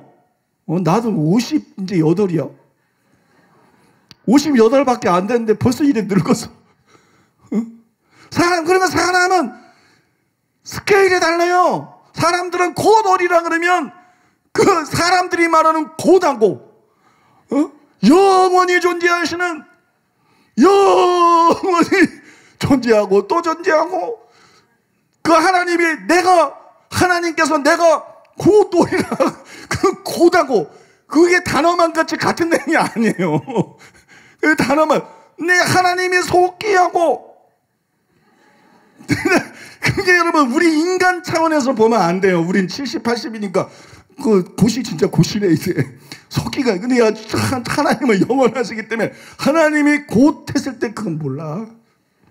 하나님이 속히 이걸 하나님밖에 몰라. 그 속기가 어느 정도를 얘기하고 지금 속기라고 말씀하고 있는 건지 그거 여러분 사람은 몰라요. 그래서 여러분 베드로가 그렇게 말한 것이 이게 참 중요한 말입니다. 끝났어요. 이렇게.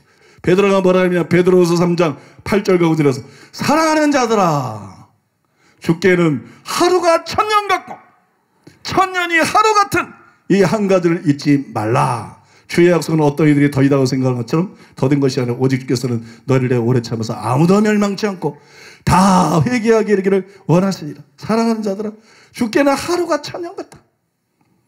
너희는 1000년이 엄청 길다고 생각하지? 주님께는 1000년이 하루 같다.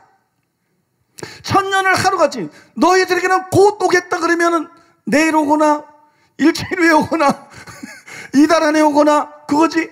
근데 하나님께는 1000년이 하루와 같다. 믿습니까? 그분이 곧 오겠다는 게 3일 뒤면 어떻게 할래?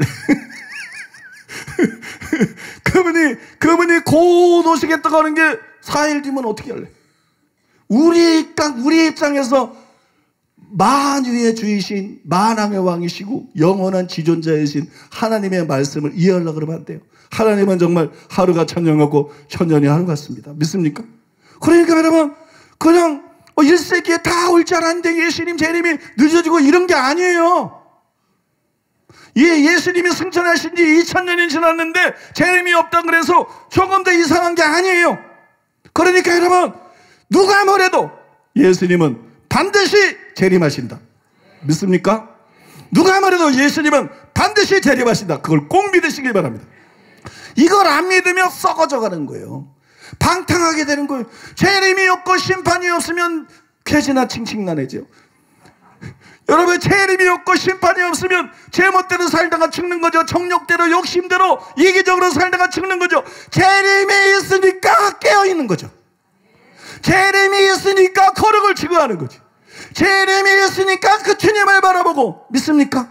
세상을 이기고 하나님 말씀대로 다른 사람을 어떻게 하든, 다른 목사를 어떻게 하든, 다른 신자를 어떻게 하든, CBS를 어떻게 하든, 이 CBS를 어떻게 하든, 이 뉴스 엔조이는 엔조이하고 살든 말든, 우리는 여러분 그렇게 살 수 없는 거예요. 양심을 지켜야 되고, 믿습니까? 양심을 지켜야 되고, 마음을 지켜야 되고, 거룩을 지켜야 되고, 주님을 사랑해야 되고, 이기심을 버려야 되고, 하나님 사랑해야 되고, 영혼을 사랑해야 되고, 주님의 말씀대로 살아가야 될 줄로 믿습니다.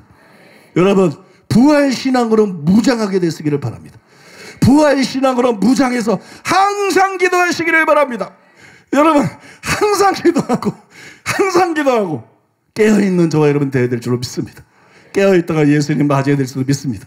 뭐 KBS가 뭐라 그러면 어때? MBC가 뭐라 그러면 어때? 흑열애가 뭐라 그러면 어때? 그냥 우리가 주님 앞에 바로 살다가 주님 앞에 가면 되는 거죠. 믿습니까? 여러분, 그런 여러분 되시기를 예수님의 이름으로 축복합니다. 우리 들은 말씀 기억하면서 하나님 앞에 기도하겠습니다. 주여 삼창하고 기도하겠습니다. 오늘 들은 말씀 중에 여러분 마음에 회개해야 될 것 있으면 회개하시고, 사모되는 은혜가 있으면 은혜를 구하시고, 중보기도 할 것 있으면 중보하고, 교회를 위해서도 기도하시고, 아프리카 선교 지금은 끝났지만 2차 3차 앞으로 계속되는 선교를 통해서 어마어마한 기적이 일어나고, 엄청난 목회자들이 깨어나고, 엄청난 사람들이 예수님 앞에 돌아오고 구원받는 역사가 일어나도록 우리 기도하겠습니다. 주여 삼창하고 기도하겠습니다. 주여! 주여! 주여! 하나님 아버지 감사합니다. 오늘 이 말씀을 통해서 예수님의 그 심정을 우리가 듣습니다. 하나님, 예수님께서 불타는 그 심정으로, 타오르는 그 심정으로 영혼들을 향해서 어떤 마음을 갖고 계시는지, 주께는 천년이 하루 같고 하루가 천년 같은 것인데 우리를 대하여서 오래 참으시고 한 사람이라도 더 회개하고 주께 돌아오기를 원하시는 그 마음, 하나님, 우리가 주님의 때를 기다릴 뿐만 아니라 주님의 날을 기다릴 뿐만 아니라 그 영혼들을 위해서 구할 수 있도록 우리가 회개하고 주께 돌아갈 뿐만 아니라 한 영혼이라도 더 회개하고 주님께 나아가기를 기도하는 하나님의 사람들이 되게 하여 주시옵소서.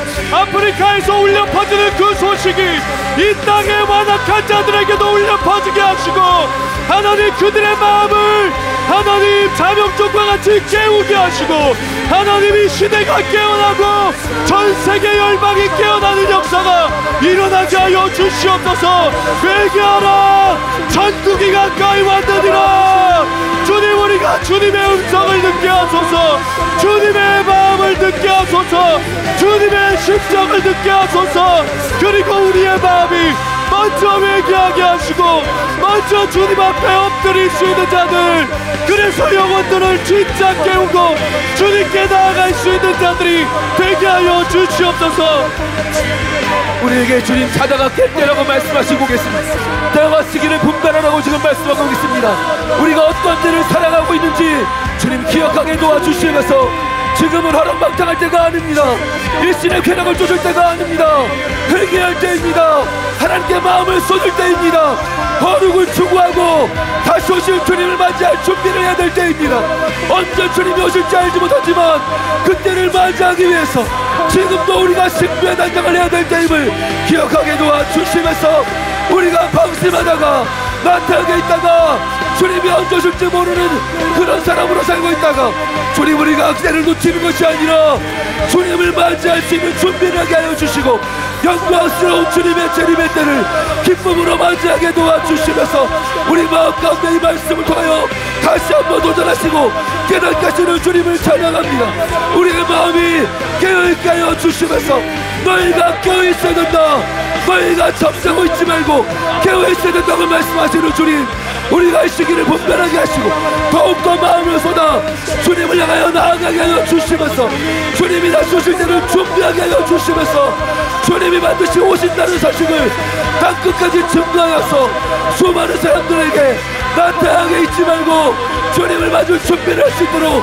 깨우는 자들이 되게 하여 주시면서 주님 감사와 찬송을 주님께 올려드립니다. 진리의 말씀을 듣게 하신 주님을 찬양합니다. 어지러워진 이 세상 가운데 바른 진리의 말씀을 들을 수 있는 하나님이 은혜를 주신 것이 우리에게 얼마나 큰 축복인지 더 깊이 깨닫게 하여 주시옵소서. 천지는 없어질지라도 주님의 말씀은 영원하십니다. 천지는 없어질지라도 주님의 말씀은 변하지 않고 영원히 그 말씀이 존재합니다.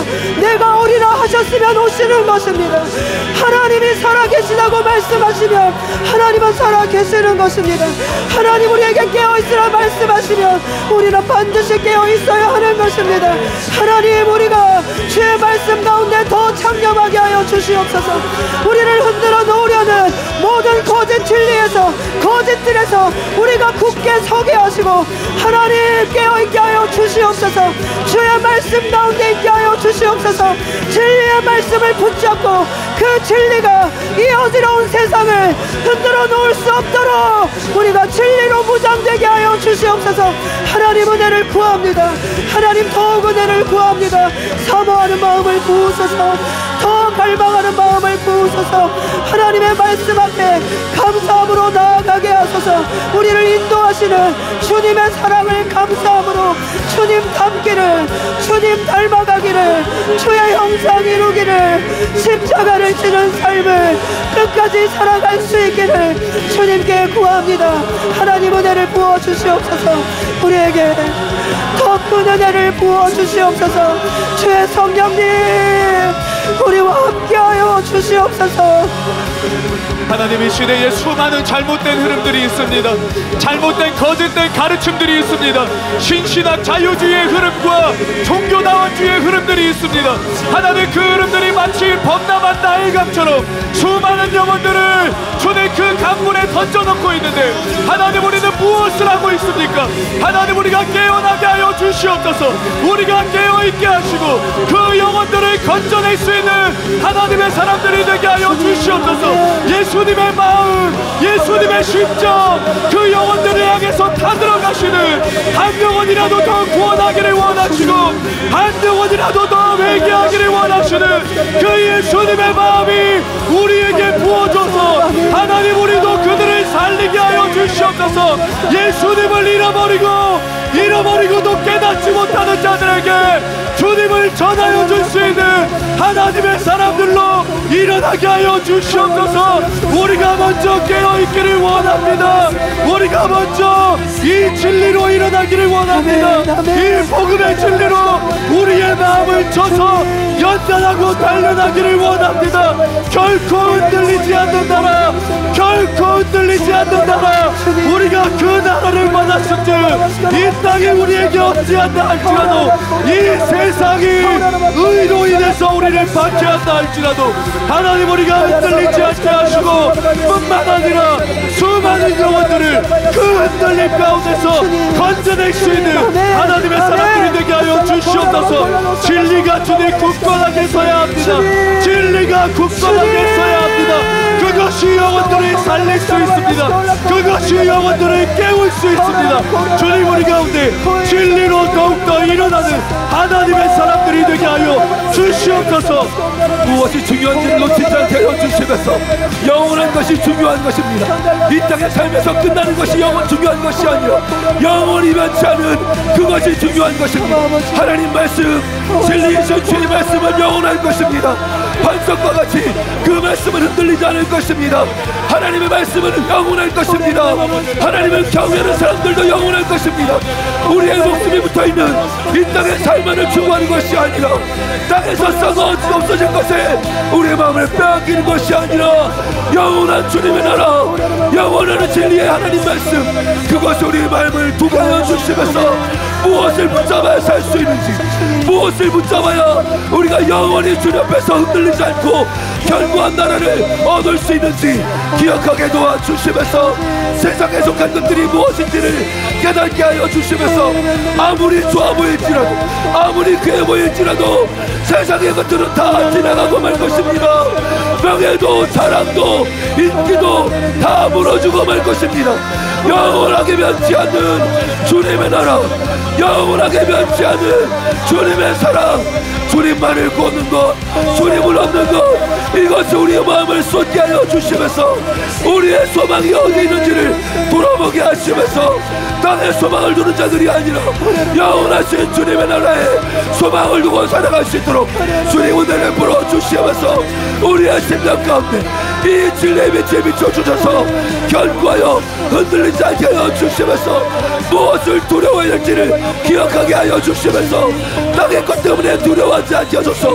육신의 몸을 당할지라도, 육신의 모습을 빼앗길지라도 영혼을 해하실 수 있는, 우리 영혼을 지옥에만 하실 수 있는 하나님의 계심을 기억하게 하시고, 하나님의 심판이 우리 앞에 있음을 기억하게 하시고, 하나님 정말 중요한 것을 중요하게 여길 수 있는 그 지혜가 우리 가운데 부어지게 하여 주시면서 하나님, 우리가 겸손하기를 원합니다.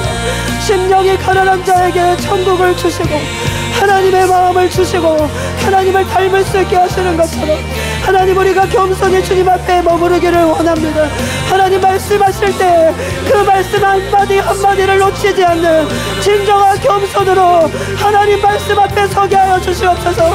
그리하여 하나님, 어떠한 핍박이 와도 의를 위하여 핍박받는 자에게 너희는 기뻐하고 즐거워하라, 하늘에서 너희의 상이 큼이라 말씀하시는 하나님, 그 상을 받는 자들이 되기를 원합니다. 하나님, 우리가 진리 가운데, 타협하지 않는 진리 가운데 하나님이 이 세상 가운데 나아가게 하여 주시옵소서. 하나님의 말씀을 붙잡고 의를 위하여 핍박받는 복된 인생 되게 하여 주시옵소서. 이 땅에 하나님의 진리를 듣지 못하여서 하나님을 알지 못하는 수많은 사람에게 복음을 전할 수 있는, 참된 복음을 전할 수 있는, 핍박을 두려워하지 않고 열방으로 나아갈 수 있는 하나님 우리가 되게 하여 주시옵소서. 우리의 마음이 주님의 마음같이 불타게 하소서. 영혼을 향한 애타는 마음이 어디든 갈 수 있는 십자가의 길로 나아가는 자들이 되게 하여 주시옵소서. 하나님께 감사와 찬양을 우리가 올려드리기를 원합니다. 하나님, 아프리카에서 승리의 소식을 듣게 하신 것을 감사합니다. 하나님, 우리가 할 수 없는 일입니다. 하나님, 우리의 인간적인 것으로는 알 수 없는 일입니다. 오직 하나님께서 영광 받으시고 오직 하나님께서 찬송을 받으시기에 합당한 일입니다. 하나님, 주님께서 행하셨습니다. 주님께서 그곳에 함께 하셔서 주님께서 역사하여 주셨습니다. 주님 감사합니다. 주님 찬송 올려드립니다. 주님, 더 큰 일들이 일어나게 하여 주시옵소서. 우리가 겸손히 마음을 낮추고 주님을 의지하고 주님 주신 진리로 나아갈 때에 더 큰 일들이 아프리카와 열방 가운데 일어나게 하여 주시옵소서. 지금 우리가 본 것은 시작일 뿐입니다. 지금 우리가 본 것은 단지 시작일 뿐입니다. 이제 주님이 열방 가운데 더 큰 일을 행하실 줄 우리가 믿고 간구하오니 주님 역사하여 주시옵소서. 주님 영혼들을 살릴 수 있도록 우리를 보내주시고 주님 역사하여 주시옵소서. 이렇게 박해하거든 저 정도로 피하라.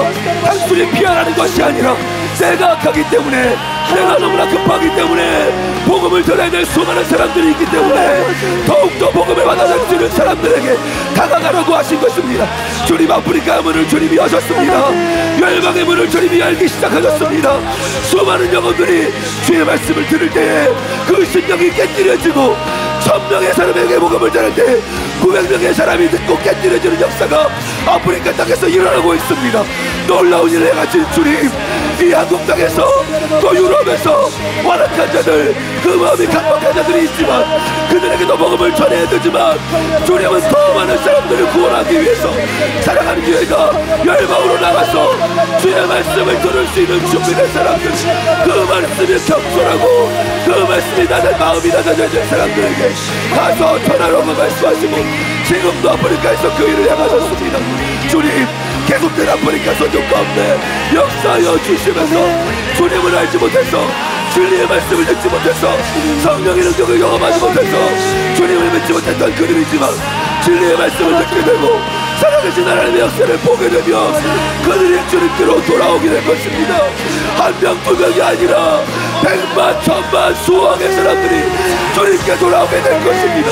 그 일을 위하여 다른 목자님을 사용하시고 사랑하는 교회를 사용하시고 수많은 주의 백성들을 일으켜 주시면서 죽어가는 수많은 영혼들을 살릴 수 있도록 주님 우리 가운데 역사하시고 은혜를 부어 주시옵소서. 하나님 은혜를 부어 주시옵소서. 주님 우리에게 열어주신 이 문으로 우리는 끝까지 들어가며 하나님 구원을 이루어갈 수 있도록 하나님이 크신 구원을 이루실 수 있도록 우리가 죽기까지 순종하며 따라가겠습니다. 하나님 아프리카가 돌아오게 하시고 열방이 주께 돌아오게 하여 주시옵소서. 주님이 기다려주시는, 참고 기다려주시는 이 모든 시간 속에 우리가 구원의 길로 영혼들을 감추수하는 이 길로 하나님 나아가겠습니다. 은혜 위에 은혜로 함께하여 주소서. 진리의 성령님 우리와 함께하소서. 기적과 표적으로 함께하소서. 크신 주님의 권능으로 함께하여 주시옵소서. 아프리카 계속되는 성경 가운데 하나님을 드러내어 주시옵소서.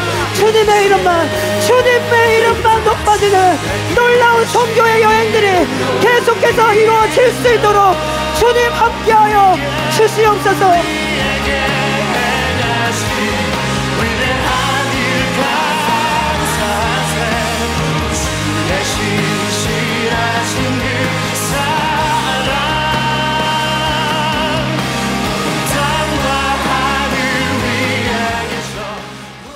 모든 말씀 존귀하신 예수님의 이름으로 기도드립니다. 아멘.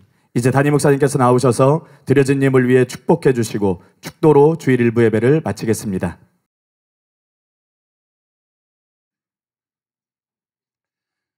사실 난해구 설교는 중요한 설교가 아닙니다. 난해구는 안 중요해서 난해구예요.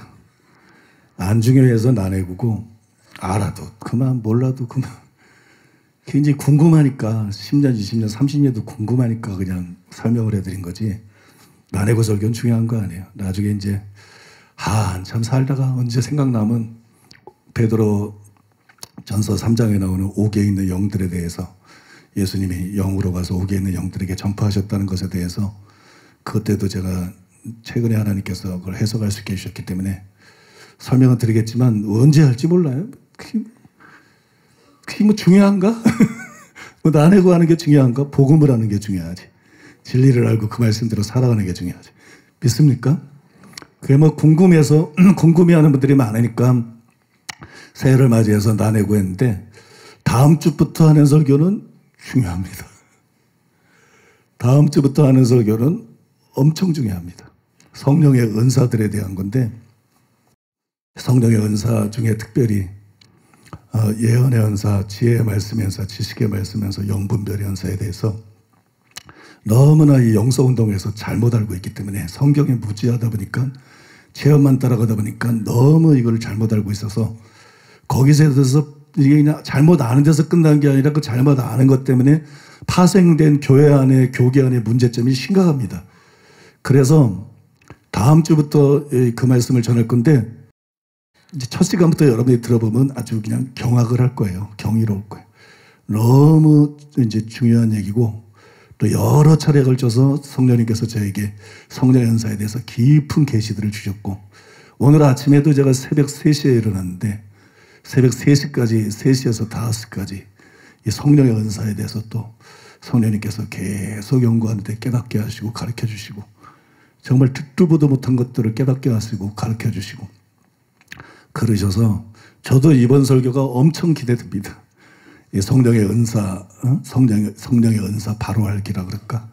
이 성령의 은사에 대한 게 굉장히 중요한데 뭐 한 달이면 되지 않을까 싶었는데 지금 폼새를 보니까 최소한 한 달 반은 내야 될 것 같고, 이제 준비하다가 더 길어지면 2달이 갈 수도 있고 그런데, 이거 굉장히 중요하고요. 기대하셔도 첫 시간아마 참석하면 그 다음부터 못 빠질걸. 정신병 걸리지 않은 사람은 못 빠질걸. 미치지 않은 다음에. 그 다음에 그거 하고 나면 살아가는 게 흐름을 타라. 야, 그 설교 또 기가 막힙니다. 저는 요새는 아주 하나님께서 막 계시로 막 폭포처럼 쏟아주는 것만 하거든요. 그것도 내가 말할 의도도 없었고, 아무튼 그러면 그거 2달. 그거 끝나고 나면 또 뭐 해야 될지 모르겠는데, 내 생각에는 딴 것도 해야 될 게 많지만 산상수훈이 너무 중요하기 때문에, 아니 그냥 그건 피가 되고 살이 되고, 그냥 피가 되고 살이 되는 게 산상수훈이야. 우리 영혼에 막 피가 되고 살이 되고, 정말 생명 같은 말씀인데 그거 모릅니다. 6개월 갈지 1년 갈지. 아무튼 그러다 보면 올해 다 할 것 같은데, 다른 설교할 것도 많은데, 아무튼 적어도 다른 것도 많지만 이 3가지 시리즈 설교들은요, 너 일단 1시간만 들어보셔. 일단 1시간만 들어보시면 딴 생각 못해.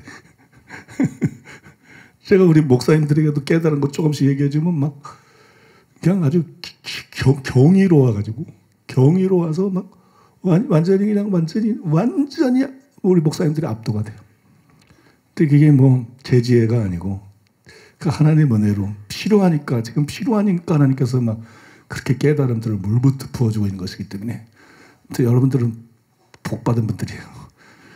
기도하겠습니다. 고마우신 아버지 하나님의 사랑과 은혜를 생각할 때 감사드리고 찬송드리고 찬양드리며 주님께 영광을 돌립니다. 모든 것이 하나님의 은혜입니다. 우리 교회가 얼마나 음해를 당하고, 얼마나 거짓말로 음해를 당하고, 얼마나 문매를 맞고, 또 교회 안에서도 악한 자들이 교회를 허물게 해서 얼마나 별짓을 다 저지르고, 그래도 하나님께서 지금까지 지켜주셨습니다.